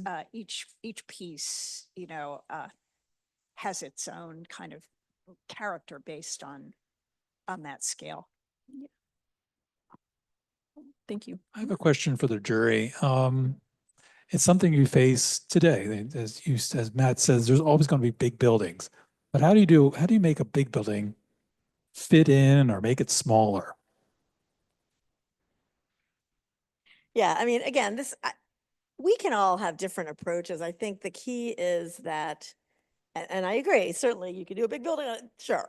But the prominent building here is this school, which as you were saying, is such a gem. Everyone's saying it's a gem and a real mystery and something, it's from a different time. So these are fantastic things. And this is what you talked about, was that school. So to me, when you dwarf it a bit with these large buildings, which again, don't feel related scale wise. I'm not talking style. Style, you could go in any direction. You could, as you said, you could go a little closer to it. You could completely depart. But when you get into a larger building, I was saying maybe it breaks into two. Maybe there's a little link, right? So that maybe that museum was 2 or 3 pavilions and you go through my house, I have a little mid-century modern. I didn't want to just add to it and make it bigger. Yeah. I put a pavilion in my landscape, my yard, that's the same size. And we have an interior walkway with a courtyard between. That's how I handled it. Because I didn't want to, outscale my original historic house, right? Yeah. So when you're talking about preservation and history and something that exists of a time, and even these houses don't look that big in this neighborhood, I think that you could consider the idea of separate pavilions. And again, in the garden, they could be even divided just a little bit by just a little glass walkway that's 10 feet long, but just gets you a little glimpse of the next, so that that's what we do. We break them up into smaller parts, even if it operates as one building. Yeah, that makes sense. Thank you. That's the building. What is that plane right there slides in? Right?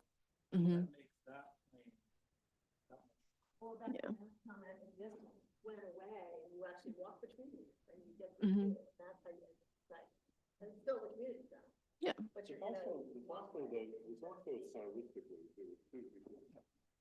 Classicism has built into it a way to relate scale to each other, which modernism, and modernism tends to rely upon.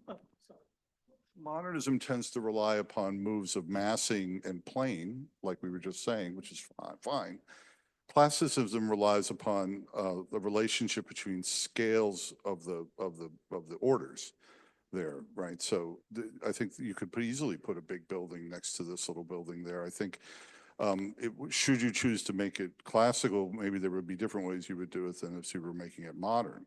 There would be different sort of techniques you might use. Yeah, I think I'll go back to what I mentioned earlier. I would have, in that case, recommended getting rid of the addition and making this a real jewel, just like that picture. So it's this small scale and it is the museum. You go in, you see what it looked like before, that sort of thing. And probably there's digital information, not unlike, there's a screen in there. And usually with these schools, I've actually renovated or repurposed one of these in the Plains, Virginia for a couple. Oh, that's so cool. Yeah, and it was Rosenwald, but it was of that era. And so the original school had windows facing south, and it's a rural area. So I assume that was because the kids who would go to school there in the summer were working in the fields, right? Or doing whatever in the farm. So they were more concerned about heating than cooling. So there wasn't any cross ventilation because then the wall that was on the north was solid and it had been the chalkboard. And they also had a potbelly stove, so that was the heating in it. And so at some point, maybe in the 30s, they did an addition that was perpendicular to the original wood frame building. Everything was wood frame, metal roof. So our clients bought it and it was an incredible find because it was only 2 acres and right across the road from Robert Duvall's massive farm deal that he had. So they could watch the cows come and go and all of that stuff, but only have to control two acres. So, didn't have the wherewithal to say, hey, get rid of that addition, because then he would have fired me. So we took it as it was, but for instance, there were sort of bead boards or the kids had painted on over the years. We took that and put it in the addition and made a headboard for the bed and things like that. And obviously this building had a well at some point.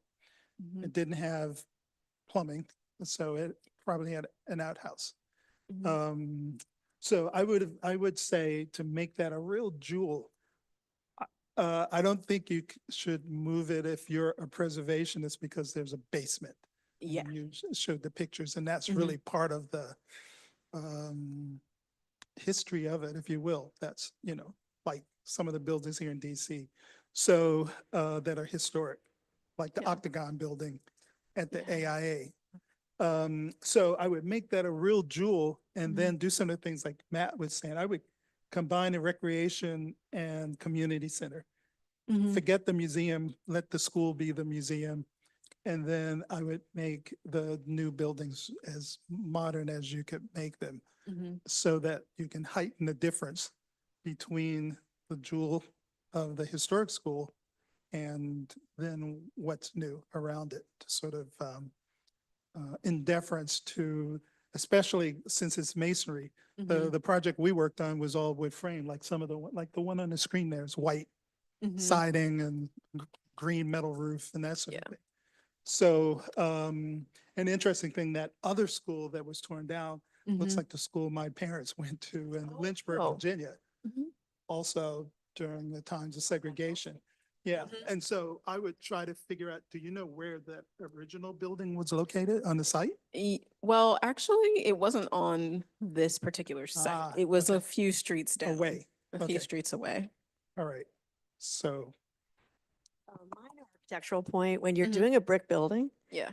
and you do these really large openings, Mhm. typically that kind of goes against what brick wants to be, right? So Yeah. you're making these sort of small pieces at the top that are Mhm. brick. And so personally, that looks like a frame building to me, like a steel or, yeah, that building there, that new, that's the rec center. The community Community center center. right here. So just architecturally, be careful of what Mhm. materials you're using Yeah. when you want to do, say, really large openings and what's more appropriate for that. So that's getting into the art. I mean, you did spend time on the architecture. It's not like you just did it quickly. You really focused on this. And I think that's important that you did that. You did that in addition to the site plan. So you did a ton of work.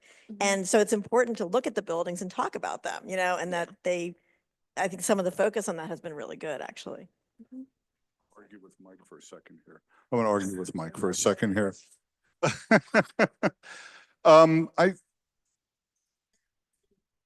Okay, I just want to say, one of the built-in contradictions, I'm on every jury. One of the built-in contradictions of preservation is the contradiction between making things compatible and making things distinct from the period of significance. And so what Mike's saying about making it modern is sort of more the second, making it very distinct from the period of significance.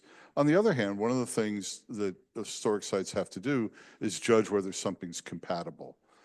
And that, I think you've probably erred on the side of making things compatible. I think there are probably other ways to do this. You could adapt a more modern language there, but I think it's something you have to be clear-headed about, I think, when you do these things.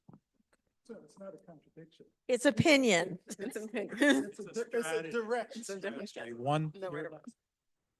I mean, but that was to my point earlier about taking an attitude towards that. I was just, one more comment on the historic preservation. I'm looking at the rendering of the square facing the historic building. And then I'm looking at the photograph of the historic building, and I would have loved to see maybe some of those openings if they had been bricked in. Oh, yes. Sorry, I should have. So yeah, this is the south side, which is the back. And then this was the north side that's facing towards Washington Okay, Boulevard. I should have clarified. That's my apologies. okay. Mhm.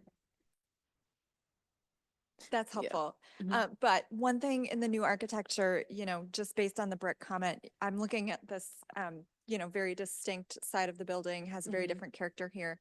Even bringing some of that into your new building where have one side of the building that's, a lot more glazing, and then on the other side, based on solar orientation, maybe punched openings and a smaller door. Just, I know you're not, like, congratulations on being at the culmination of your thesis. But you. if you had another semester and wanted to explore the architecture some more, that might be a direction to take it. And with that, I'll hand it back. Thank you. Thank you. Lots of time. And this is the chair Dan Curry. So thank you, Wanjuru, for bringing us together to discuss this very important history. As an architect, I've worked over the last 20 years on modernizing aging school facilities, many of them historic, and I've always found it tremendously rewarding because these buildings mean so much to the people that use them. They are the hearts of their communities. And as you have shown, you know, they really are the places where so many lives intersect and many histories unfold. They're, you know, they're often the place where our children first learn to navigate the world. They're where our children start to form their identities within the larger world. And, you know, too often, unfortunately, they learn at a very young age that the world doesn't treat everyone equally, and not everyone is afforded the same opportunity. And these Rosenwald schools, I think, really, you know, did what I think is a school fundamentally should do, is provide a place for every individual to grow into themselves, and they did this where others failed to do this. Okay, so you know, again, I think it's really amazing that you've taught all of us about this history.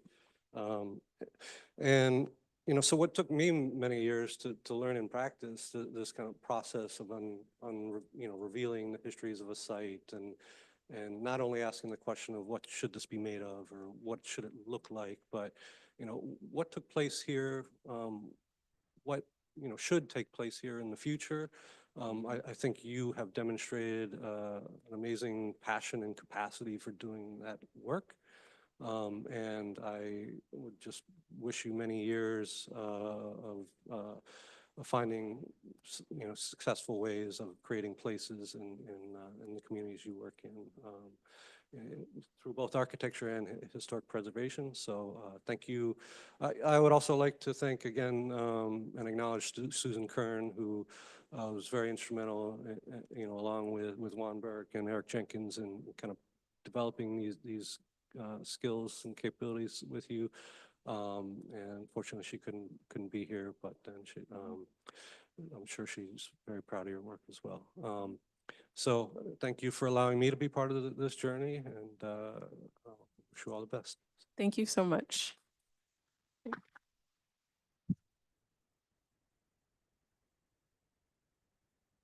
Okay, I think these panels in front of us are going to rotate. So we have a few minutes to watch that happen.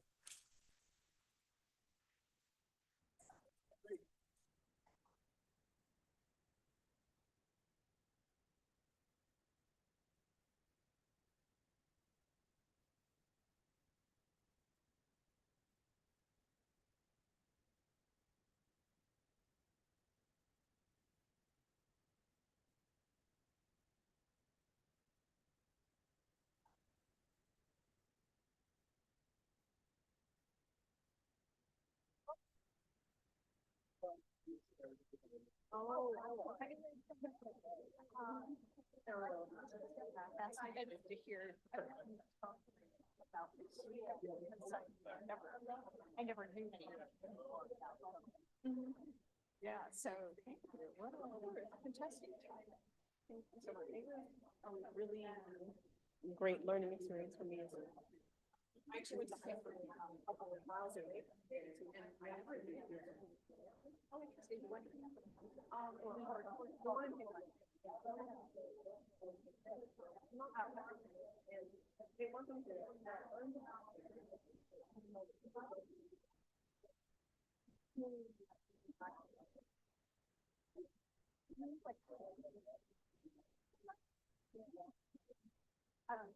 But then, I mean, somebody mentioned about how so much I think that physical artifacts are African American history in this country just haven't been brought to light, even though they're all around us. Anyway, time to celebrate. Thank you so much. Thank you. Well, but that's why it's a faster step, right? I think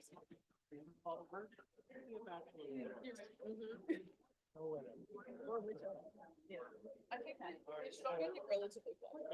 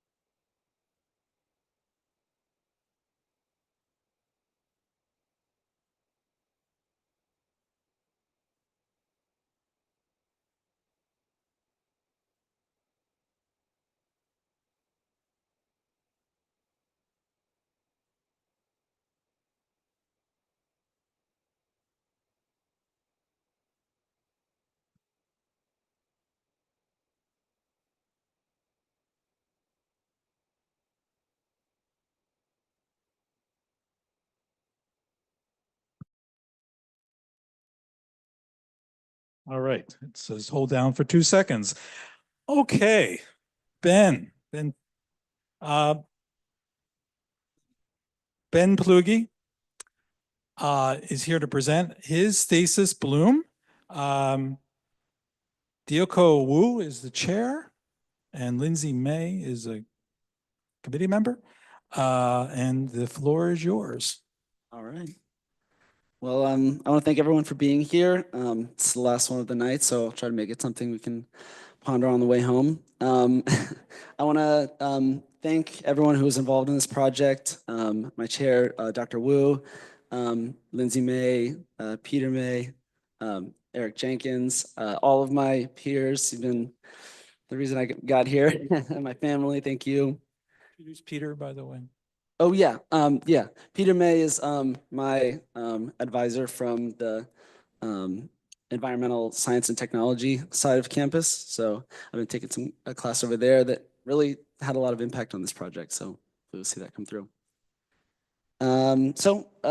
Without further ado, this is Bloom, a regenerative model for urban development. I want to start with some inspiration for the project. It was inspired by the great urbanists of the 20th century. Jane Jacobs said that lively cities contain seeds of their own regeneration with energy enough to carry needs outside themselves. And I think this is a great starting point for, or a great reference for urbanists' view of the future, their optimistic outlook. But I don't know that our cities are there yet, especially some of our American cities. I think that we have some issues that we can work towards. I think a lot of our cities are inefficient, and that is caused by a competitive, a capitalist competition within buildings.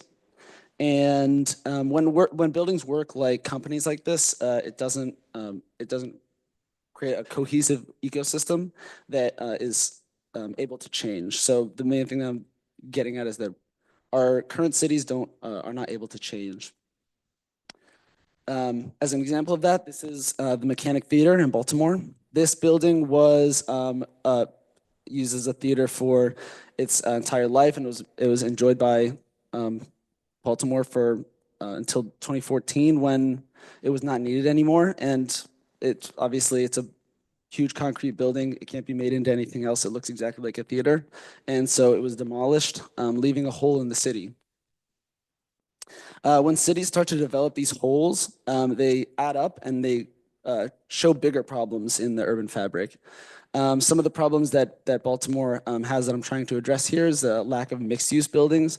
Mixed-use buildings kind of oppose the competitive business side of architecture, where people can go one place and do everything that they need. It's more environmentally efficient, but less monetarily efficient. This creates a separation when you have all of the office buildings in one place, all of the residents in one place. It creates a separation between the visitors and the residents, and that cohesion is important to share ideas and to help bolster the city. And I think this contributes to Baltimore's vacancy rate, and that they have buildings that can't change, and the use is constantly changing. So what do we do with these buildings? Here's just an example of that inefficiency I was talking about. This first number is the amount of energy, EUI, that is produced by the sun and any square footage of a city like Baltimore or DC per year. The second number is how much energy we would use for our buildings per square foot per year. So as you can see, we have energy from the sun that we can use to completely power our cities, yet we're getting it from the outskirts, and the cities are sponging any resources and distributing their waste back out. I'm looking to change this, and I think this kind of came into a design approach throughout the semester, starting with integration, optimization, and cooperation. I'll get into these now. Integration, buildings should integrate into their environment seamlessly, natural and built environment. That means that they don't interrupt the existing flow of energy throughout the city. A good example of a building doing that is one that's under construction and off hours. They don't disrupt your way into work. But you can tell that there's a lot of buildings that aren't like that. Next, I think buildings need to optimize over time. Cities are constantly changing and buildings need to do the same. Buildings should react to their environment and adapt. And finally, the ideal city would have buildings that cooperate as a cohesive system. This creates something where a building doesn't have to do all of its own work, but it just gives back to the city as much as it takes. Now, these ideas were not, I did not invent these ideas. These come from a natural process of forest regeneration. Pioneer species of plants will integrate into a forest that's been burned down or is regenerating. And they'll start to get saplings going and start to create a foundation.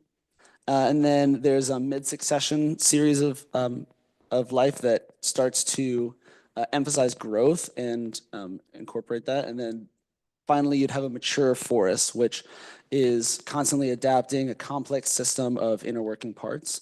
And that's, I think that's how we need to make our cities work. So this project asks the question, how can we use nature's regenerative design process to create lively and energetic and adaptive cities for ourselves, like Jane Jacobs was talking about? So first I asked the question, what would this look like? This is a city that is resilient because instead of taking all of its power from one central location, somewhere that people have never seen, they know where their power is coming from and they're invested in it. It's a city that grows, not just in size, but in density and complexity. And it grows together, so the change from one building changes another. And finally, that would combine for a city that regenerates itself. So despite monetary or natural disasters, a city would come back from that. So an overview of what I'm trying to do with this project is to allow for change without dictating it. This project is meant to allow for new uses and changing circumstances in the city because I think Baltimore is due for some change, but it's impossible to predict exactly how. And it's also meant to express the value of urbanism to the community. And I'll show you how to do that. Starting with the integration phase, this is how I address the site. Obviously, it's in an urban context, but I wanted to create some green space and some public space for people to enjoy. So I started with this scheme of a tall building that mimics the neighboring residential plaza. And this is for a central hub for use, and it also gets a maximum amount of solar energy from the south-facing facade and increases density. But I also created this idea for a sloped incline, which would act as a green space habitat for people and animals and plants. And it also helps to process water as gravity pulls water down through the site. It can actively process. So now we have the inputs of energy and outputs of water covered. And then so I combine those two ideas, creating a gasket in the middle to help to integrate them in together. For structure, I ended up going with, I think that the most efficient structure in this case is a steel structure because it has more longevity and it's such a tall building with implemented mass timber, so CLT floors and mass timber in the ecology center. Speaking of ecology center, going into the use, I resisted from giving specific program to all of the different spaces in the mixed use building because it's meant to change and I think allowing for that is important. So I focused more on the use. How are these spaces going to be used? And basically my rationale was to go from public on the bottom to private up top, obviously, and then base the program off of access to light. There's also the ecology center. This sloped ramp that I mentioned helps to extend the ground plane So you can enter from the street level, or you can go up the ramp incline and enter the second floor and still have that ground plane feeling. And then I'm going to analyze this design in these four dimensions. Starting with use, we've talked about that a little bit. I'll talk about how we've analyzed the energy on the site to help to optimize that. And then I'll talk about water a little bit and how we've proposed treating all of the water. And finally, habitat, which is creating space for all life. So the very first idea I had when creating a use for the site was to reinvigorate what was already there. The theater is a place where a third space where people can gather and be entertained. This is somewhere like the aquarium where people can gather to learn about ecology and also share ideas. Secondly, I wanted to increase density, as I mentioned before, specifically with mixed use, because that will create a more complex user ecosystem.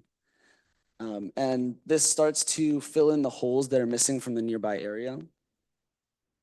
Finally, I think this inspiration will spread throughout the nearby buildings. That's a theme that I'll go into a couple of times. The inspiration from these naturally inspired ideas.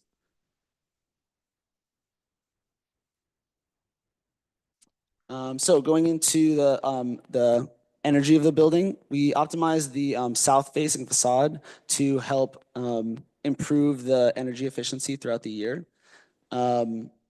Starting with looking at the user experience, how can this south face, this intense southern light, be mitigated so that people are comfortable inside? And the way that we did this was with these kinetic shades that can allow light in or block light out during specific times of the year. And also, there has to be a manual aspect to that. So the kinetic shade is helping with energy, and then the manual shade is helping user experience. After this, we looked at how this facade can actually generate energy rather than just save. So this is an analysis of buildings with no shading versus with shading. And as you can see, most times of the year, shading is improving the energy efficiency. The shading is on the right, none is on the left. Except for in the cooling loads where access to sunlight is important and the shades kind of work against. So, yeah, these are analyses from this building. Yeah, these were all run through energy modeling. So we looked at how this can save energy throughout the year. So in the spring, there's a 3% savings. And in the summer, there's 2. As we talked about, static shades are good in those 2 seasons. But in the winter, we see a 12% reduction in heating costs when it's a kinetic shade versus a static shade.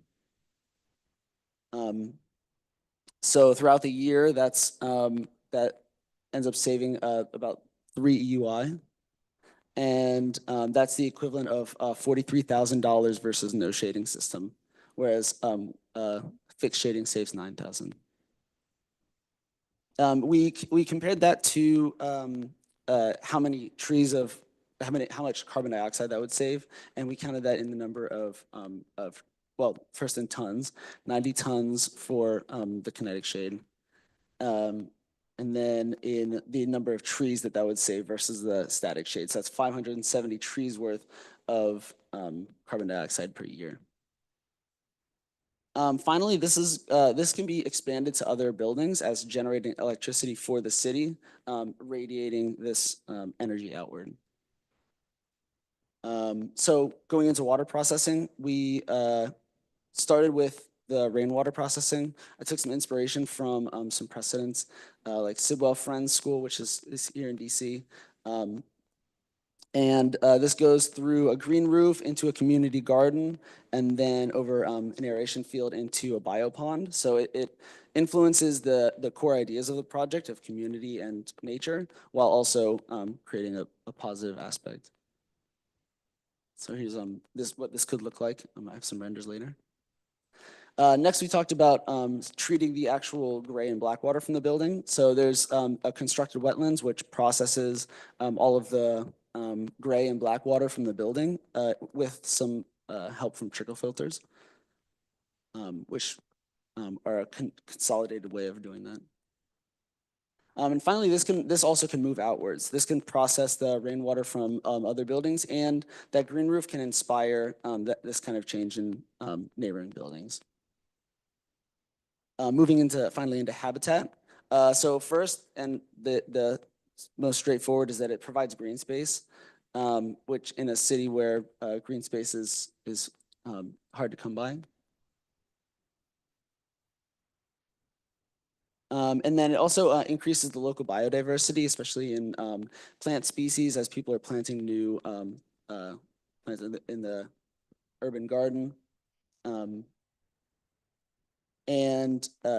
So this improves the habitat of the whole community while increasing the amount of greenery throughout, because this idea of inspiration moving out from the building. Finally, I just wanted to mention that I'll leave you on that healthy ecosystems are in a constant state of change, and the buildings that are going to adapt to that are designed to adapt. So this project intends to rethink how we apply ecology to urban design. Thank you.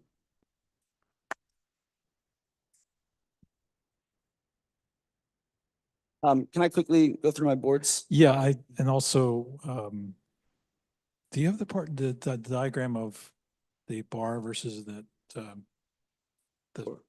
yes, where's that part T drawing that we talked about over and over? The bar building versus the low building. Oh, how they integrate together? And why they're different and how they change or don't change over time. Well, that's explained in the structure a bit. And then also I have a process diagram for that. Okay, yeah. So I think the idea that Professor Jenkins was talking about is that this steel structure is constant, unchanging, because it incorporates the fundamental ideas that are throughout all cities and uses. And the lower structure is more expressive because our buildings still need to be expressive and unique. So that's the, yeah. It comes a little bit from the utilitarian. Yeah, we could use a kinetic shade up here. Yeah. It's a little bit utilitarian in that the water can be gravity fed through the site and be processed that way, but it's also an expressive feature that helps to create some identity in the city. Yeah, so these, I think I really I put a lot of effort onto these diagrams. These are these models. This is my process as I was moving through the volumetric design of this. This one with the green at the end is the most recent, and that's the most similar to what you'll see on the wall. Oh yeah, we can put it in there. I just want to, yeah, it slides right in there.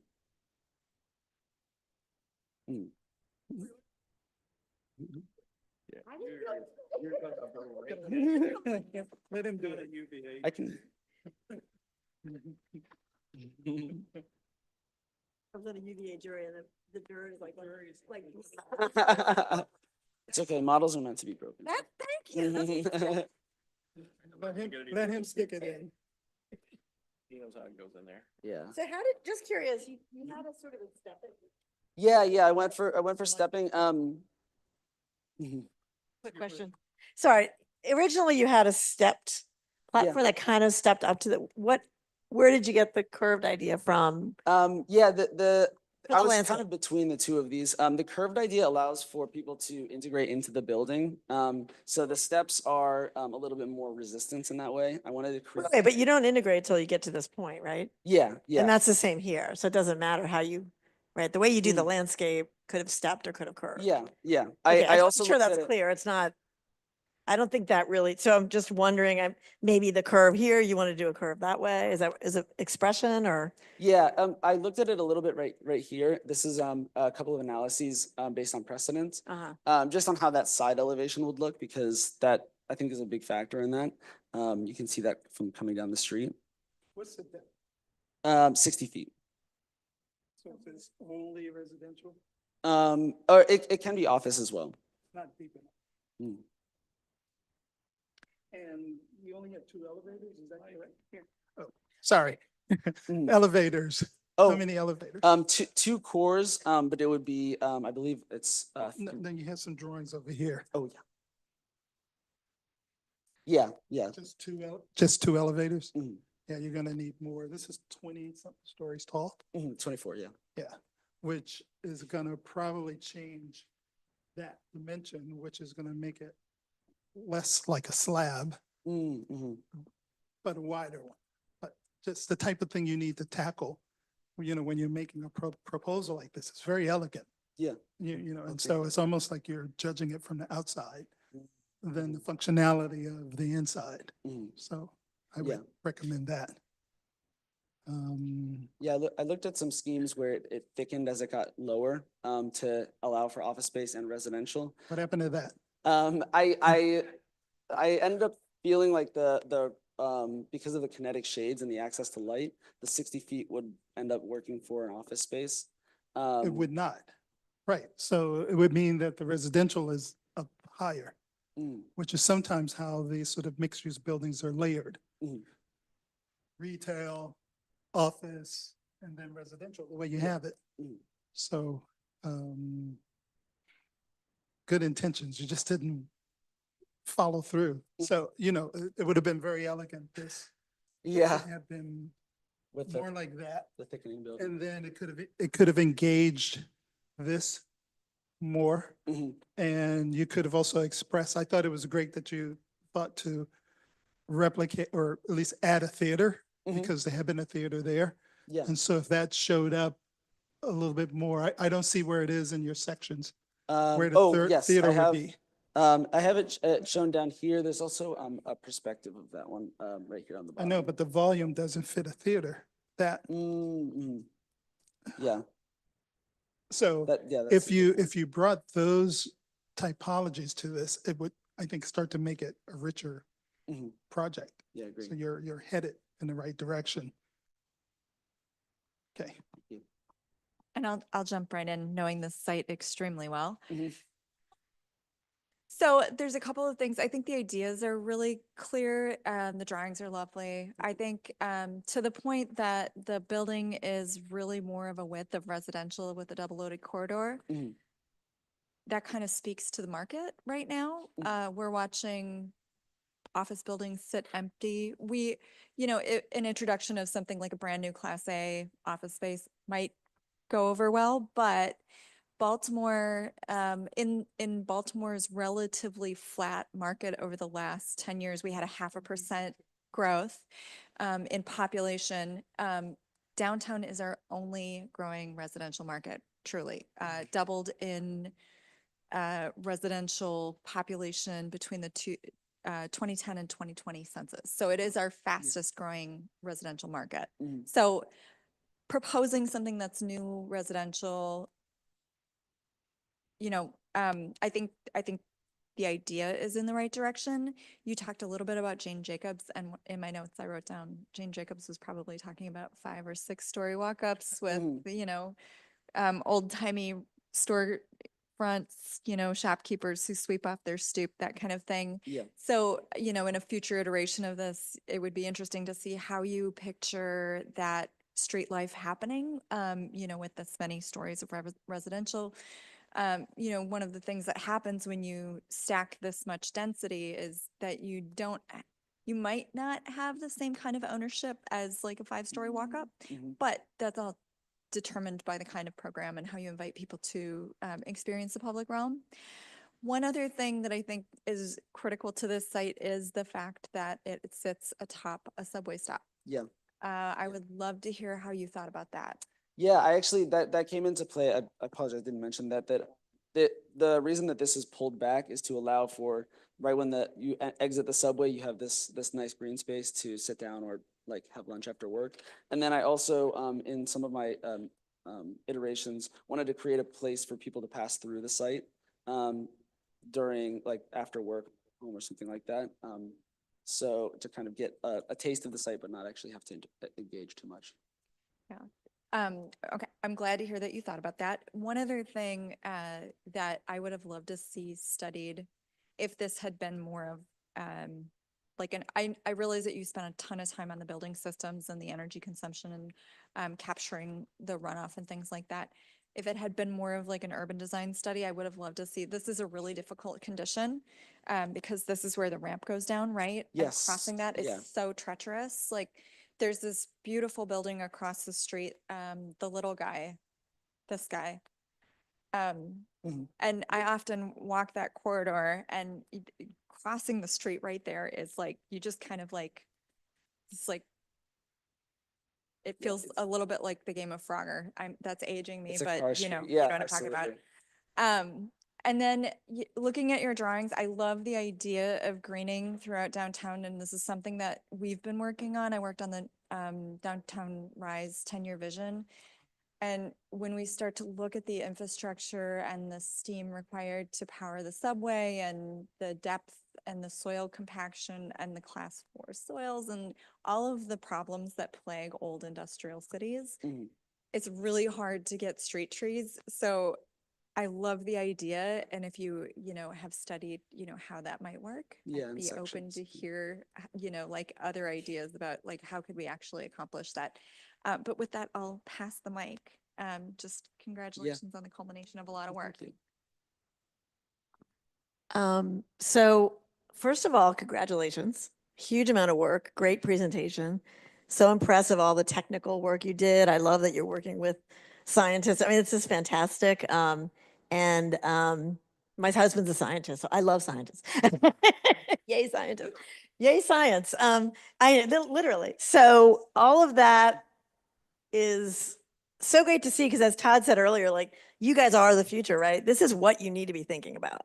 And as you said, you can't just say, I'm going to do, so many clients of ours, they want to do the house, then like, we're like, whatever, we're talking about sustainability and they're not really. And by the time we start construction, oh, can we do the sustainability thing now? It's like, well, it's at the beginning, right? As you said, it's the thought process, it's the planning.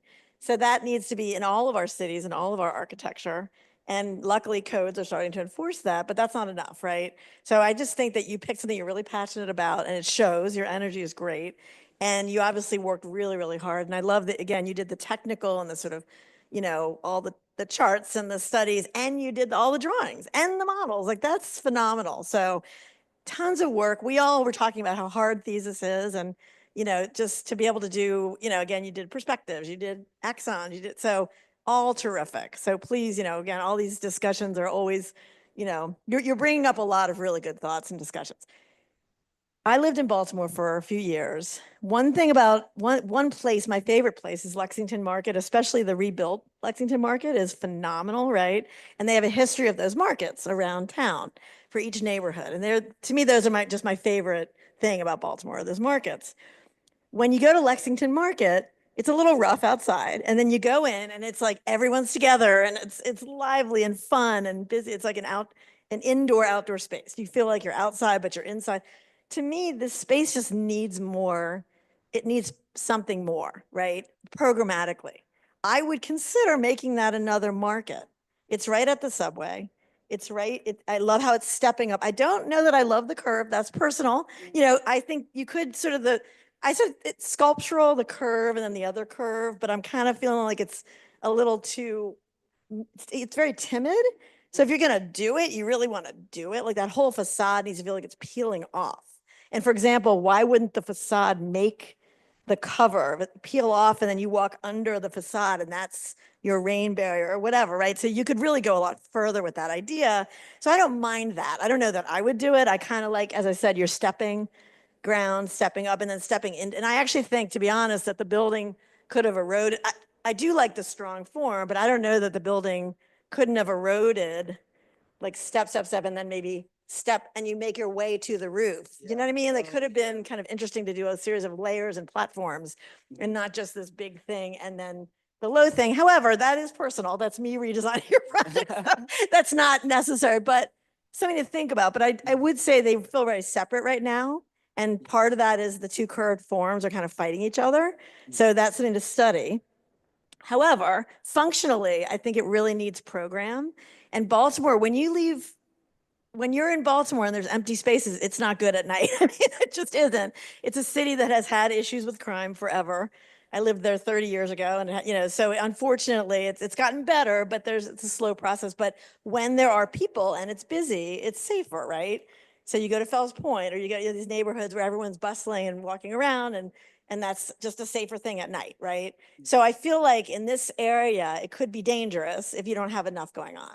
So personally, I don't mind the theater underneath, make it work, that's fine. But I think that the step side needs much more program and could be, as I say, a market, indoor, outdoor, you buy your food, you go sit outside. But that to me says more about the layers that are horizontal and levels rather than this curved form, which is sculptural, but not really inviting to sit on a curve. You know what I mean? Yeah. So I'd be careful. I would do much more study of that low piece and what that needs to be. Did you want to say something? Just one thought on that. I'm looking at this corridor here and I'm thinking, right now the program is really general, but my brain always goes to like, where does loading occur? Where are you storing the trash? That kind of thing. Like maybe it's below grade in subterranean structured parking.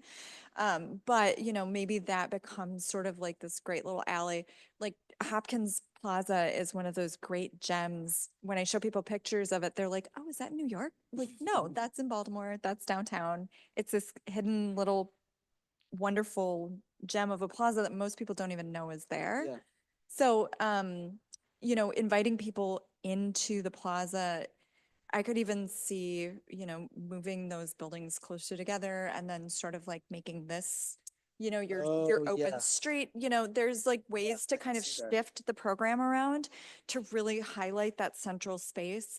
Because I think that's one of the, to your point, spaces in Baltimore really struggle when you're not invited into them, but when they're lively and you recognize them as public, they have to be programmed, they have to be well lit, they have to feel like you're welcome here.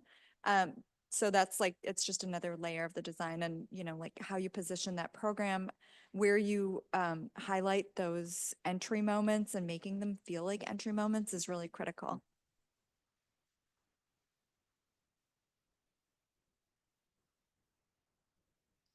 The last time I saw a 4-foot, 5-foot section was a long time ago. And I would say thank you so much for sharing that drawing with us, just as an idea. Thank you. I mean, that is a drawing that shows passion, shows insight, study, thought. So really awesome.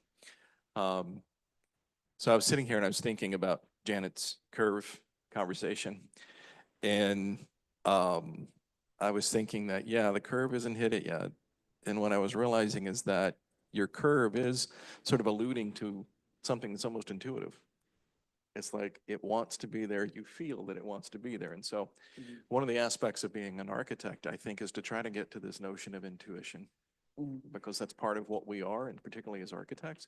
And then trying to then, okay, do we need to post-rationalize an intuitive move? Or is that intuition actually leading us to something we haven't discovered yet?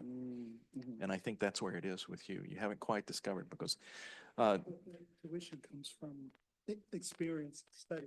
yeah, Yeah. it evolves all through time, and then questioning and sort of remaining youthful enough to have that inquiry of questioning intuition.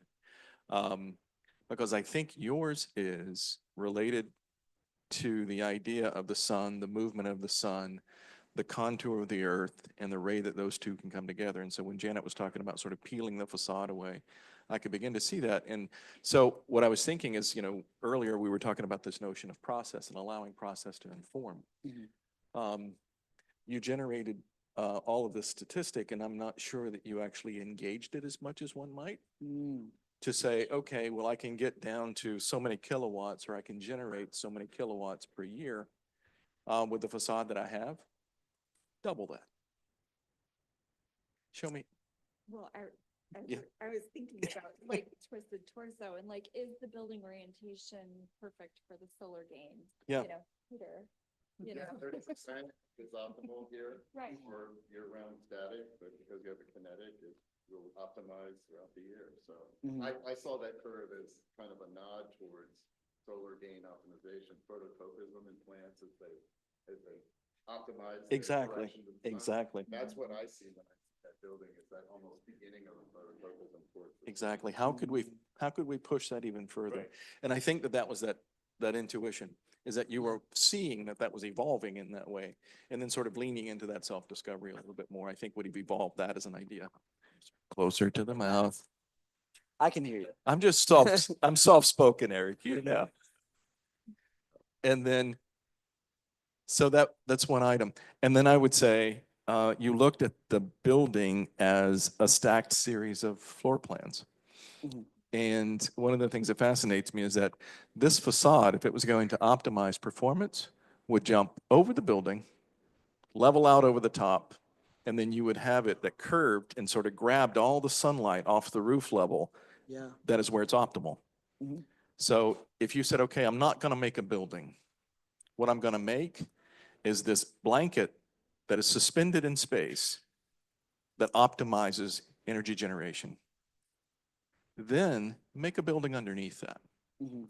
And then so just sort of reimagining ways that you can conceptualize sort of the things that are going to inform you, and let all of that geometry and metrics or statistics and evaluation of solar performance then guide that sort of passion, Mhm. because that's where you're headed.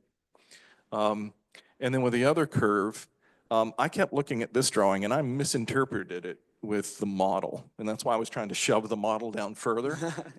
I was just like, it's got to go in, it's got to go in. And then I realized looking at this section, that I want this building to go down to here, right? Yeah. You know, you may have seen the movie Silo. That's kind of a scary movie to, or a sort of series to watch, but thinking of what it means to dwell here and what it would mean to dwell here. And then how this space right here, this ecological center, Mhm. actually then begins to mediate that kind of a condition. I throw that out there not to change your building, to just say that's another seed for you, seed to you to think about later, is that this is all ground that can be occupied. And then when I heard that there was a subway down here, oh, jump all in that. Just Yeah. Subway and reflection. exactly. Yeah. That's what I was thinking that you were asking about. And then I was thinking about, keep going, okay. Sorry, just yakking. There was a book that was written about decarbonization of the city of Chicago. Mhm. And I don't know if you've ever seen it. It's a hard one to get. It's by Gordon Gill and Adrian Smith. And if you can get your hands on that, that would be awesome. Because it asks a really fundamental question. It goes in, it looks at the city of Chicago, and it says, how do I decarbonize this portion of the city? And so they begin to rate all of these buildings. They do all of this evaluation. Then they begin to propose some certain buildings also. So now I'm getting hit by the sun. With that book, what's interesting is that it develops all these formulas to approach it. What you've done is you've said, okay, I'm going to start now from this certain thing. They did a lot of the things that you're talking about, sort of complementary buildings. I put a hotel next to an office building because I can use all the washing machine hot water to completely heat and cool the office building next door. And then at night, I can do the difference. I can do the separation. And then so the whole notion of these microgrids, hybridizing building uses so that you can actually get performative energy generation. It's those kinds of things. And then it begins to extend it a little bit further with the water reclamation, and then, you know, black water, gray water, purple water, and then how you can begin to use that. And so one of the charges I'd give to you, something I'm trying to work on right now too, is when water hits the site that I'm working on, I want to try to use it 5 times before I let it leave the site. Yeah. And that's a problem I haven't solved. And then so I hope you can solve it. So, yeah. Those are all very, very interesting comments. Really enjoyed your presentation, Ben.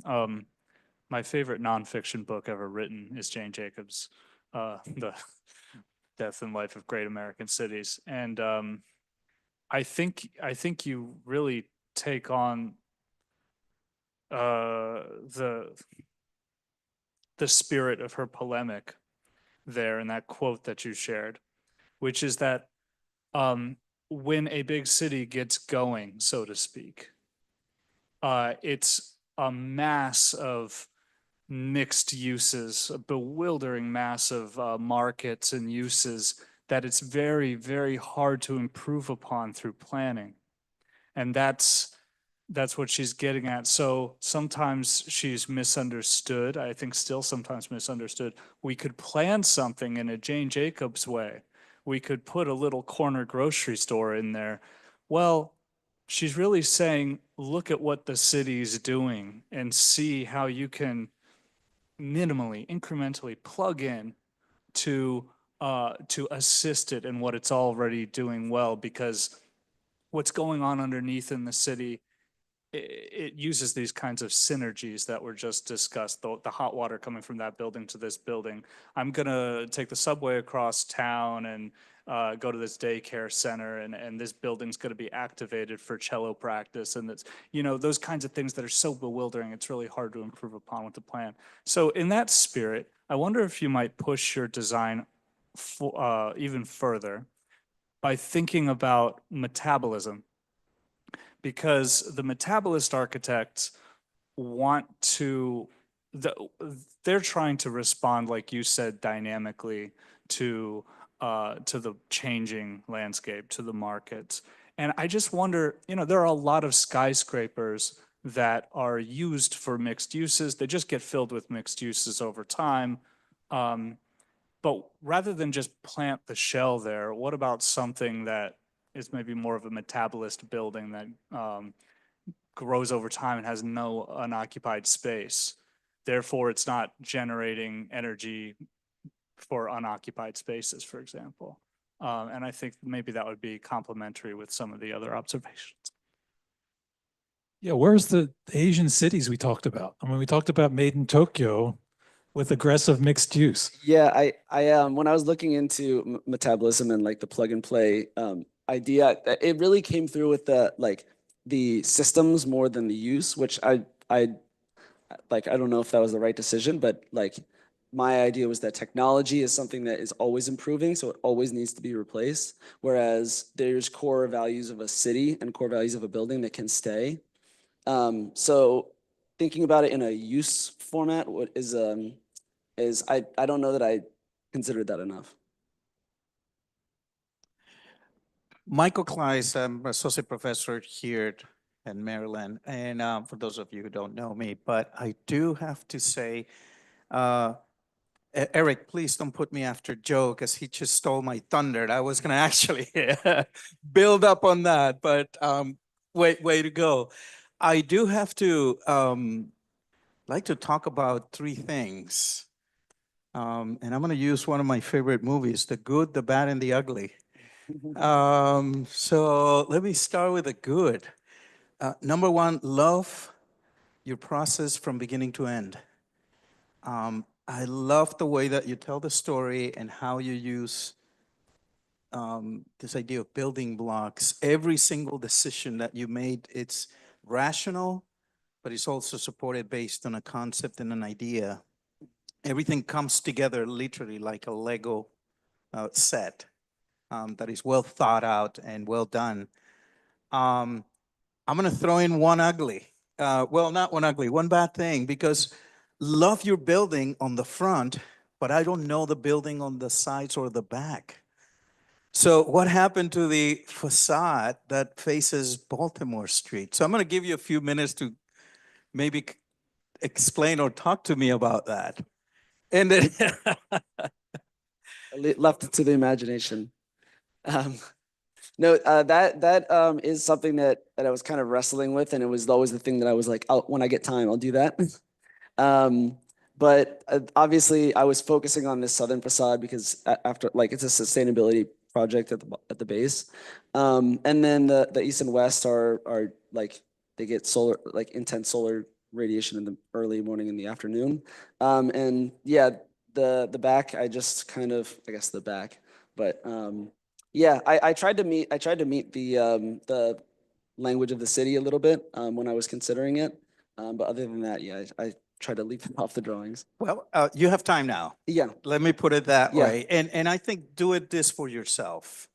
I think the thesis got to be part of what you do to grow as a designer and as an architect. So I think you owe it to yourself to finish that building based on all the comments that we've been said here. And lastly, the ugly, no, there's no ugly here. I have to say, right.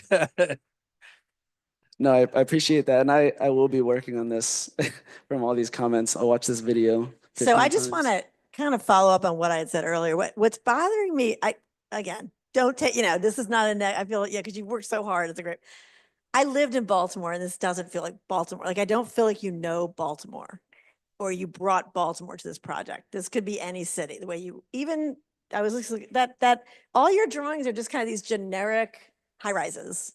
It feels like, I actually thought it was gonna be in New York City. I was very surprised it was Baltimore when you said that.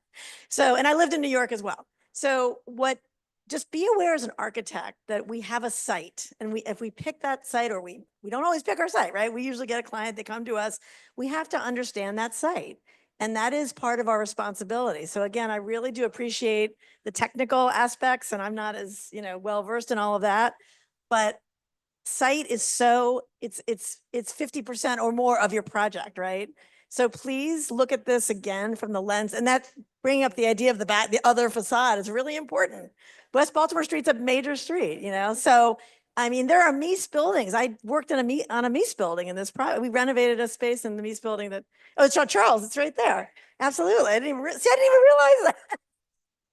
So you didn't pick the fabric, and the kind of feeling and zeitgeist of this city is not here. And that bothers me, So understand that's so important as an architect, that the first thing you should do is understand your site, study your site, get a sense. Doesn't mean your project has to come out of the site or grow out of the site or any of that, but just understanding and showing that this makes sense in this site, even if you go against the site. And that's a decision you've made. Okay. So. Dr. May, you want to say something? He's not an architect, so you got to take. Yeah. I'm an ecological architect. First of all, wonderful. Thank you. You've given me hope for the future, which I see in all my students, but you've really stood out in that respect. And knowing the site as I do, I go back to the 70s when my parents took me to the Mechanic Theater. I said this early on. My mom and dad are like, that's Yul Brynner and the King and I remember this, So I remember very vividly that site, and I think you've done justice to it. I was actually sad when it was torn down because I do like brutalist architecture in many ways for its uniqueness and its time and place. This is before the movie came out. But I think, and I'll push back a little bit on, well, first of all, you've focused more on the function, which I like to see, because architects, by their nature, think of form first, right? And that's a big part of, and function, and ecologists, we think of the functionality of systems and how nature informs, especially as ecological engineers, how we react and think about things. So we understand how ecosystems function, whether it's just, nature and how it interacts, especially with the sun, the big driver of energy and water, but also how nature can inform us and what we do, and that's where ecological engineering comes in. And that can be politics and can be economy, society, spirituality, everything is a system, right? And so I loved how you did that. To my mind, you focused as much and more on the function and the adaptability of the system by all of these things that could be anything. And in a fundamental component of ecological engineering and understanding nature is self-organization and self-design. Nature does. It just, with what it's got, it does, and it reforms and recalibrates based on, a tree falls, new species emerge, So you took those elements from energy and environment class and built it in here and really ran with it, which I really love, because I haven't seen another architectural presentation that really got to this level. And I'm talking high-level professional architects over time, New York, Boston, Baltimore, that I never see any of this. And so I really appreciate that. But I see the uniqueness of what you're doing here is, and I'm deeply embedded in Baltimore history and culture and growing up outside and coming into town and working in it for many, many years and consulting and working around the harbor and I see Baltimore as having these wonderful little sparks of really forward-thinking creativity and energy and I just walked by paying my taxes on my Frederick Douglass house the other day, and I was like, wow, Baltimore and Gay Street, here's the first gas street lamp in the country that spawned the first power company in the country. And a lot of firsts in Baltimore. And I think this is one where you're taking a facade that is this, this boring, relatively square building. You have a nod with that curve and then a big nod with the outdoor inviting plaza. But that your kinetic, the very element that you first keyed in on is this kinetic facade and south facing is optimizing for energy savings and production. And that alone is really, at this scale, is really something different. And also thinking about that this building is built to withstand the test of time, but then has the ability of it to adapt built into it. So like in Japan, they're designing parking garages to be in the future residences. This is already by intent and design to have the scalability of adaptive uses over time, and smart building managers or whoever will know that going forward. And as a tenant, whether you're a business or a nonprofit or a residence, you're going to have zero energy, zero water bills, and you get to live in a comfortable, inviting space. The front side of the building, and I don't know if you ever see old warehouses, they have their clear stories on the roof that all face north because you're always going to get that light. So here on your front side, I would just say, tell people on the front side of the building, these are floor to ceiling windows. You don't ever have to worry about, you have all that looking out on whatever you're looking out on. But you've captured, and I also am affiliated with landscape architecture, and I'm so surprised with undergrads, they can be forgiven, but not taking into account seasonality, in your site and solar aspect, that's like a cardinal sin in design, and so you've really captured that and focused rightfully on that. You don't want to forget about the front and then east-west, but having that capability. And also he was the one who said, I want to go see Sidwell Friends School, and organized my class and another professor to go down and look at it and really see what they've done with like old, slats from piers in Baltimore Harbor are now part of the passive solar shading and that kind of thing, and the water and wastewater treatment, and thinking about these sites as ecosystems and how they can function like one. And so pulling that makes an ecological engineer happy when designers pull in from what natural systems just do automatically and do it very well, and they adapt well, and pulling that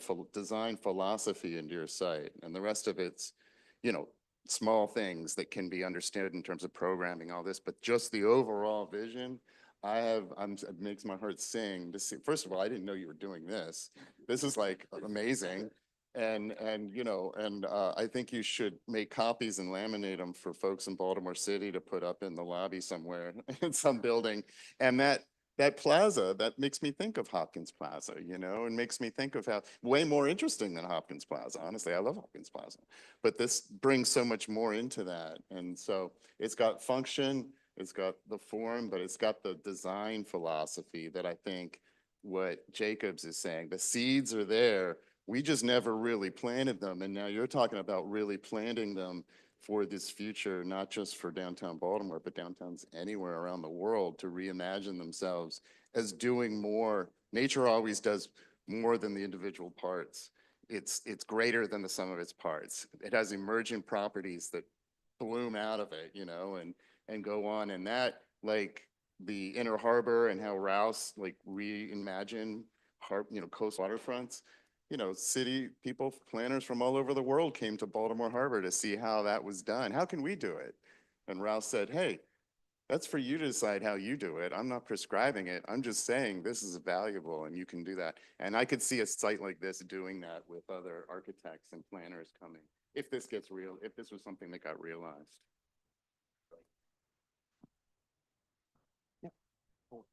Oh, yeah. Thank you for a great remark, Peter. And I have to tackle one thing. Only bad architects start with the form and then they put the system together. The great architect like us, we think holistically.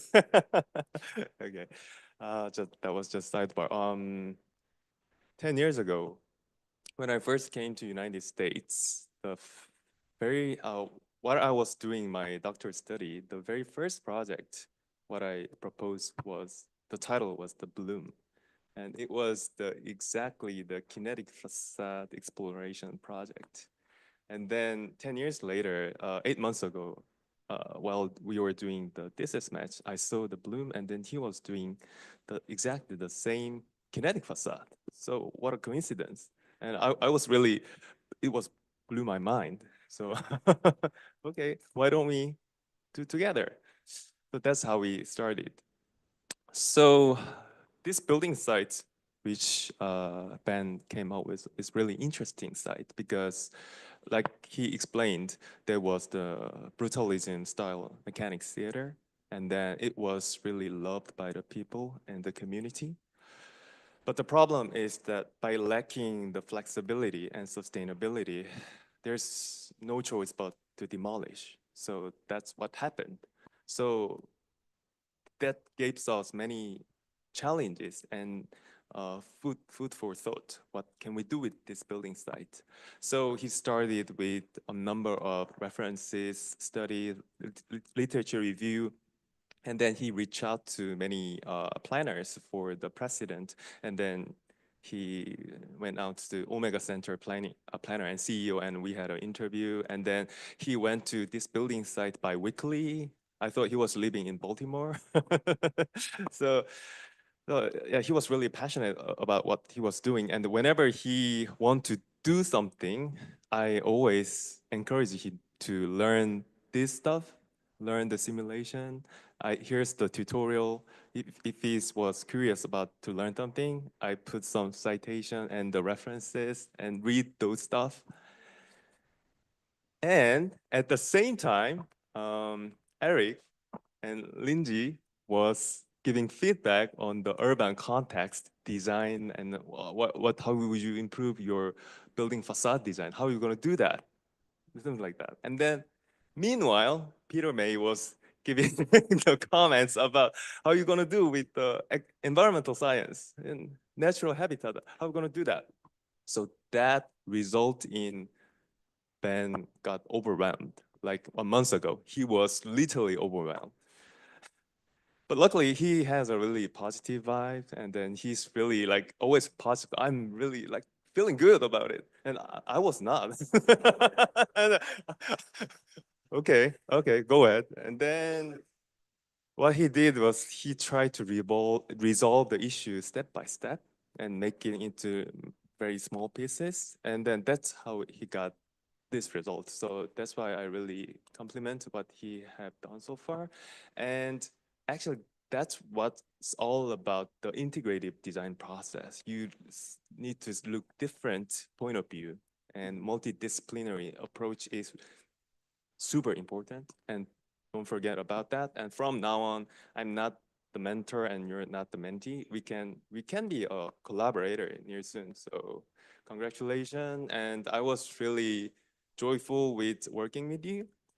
And I was lucky to have you as my first thesis student. Okay?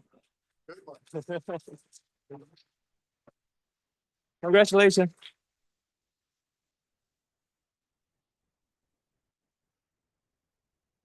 Thank you. I just want to thank everyone today. We have a lot of staff that helped out today, from food to setting up the camera to arranging for parking and Ubers for some people. And so thank you to everyone, to the students who worked really hard, and finally to our our board here, our visitors. We really appreciate your comments. I think having those that are in practice, but one of the reasons I invited you for here is that you're not just practitioners, you do research, you're out there pushing the envelope, I know Todd has written several articles about sustainability and material light. And so that kind of thing is what I appreciate from all of you. And so thank you very much, and hope you have a good evening. Bye-bye.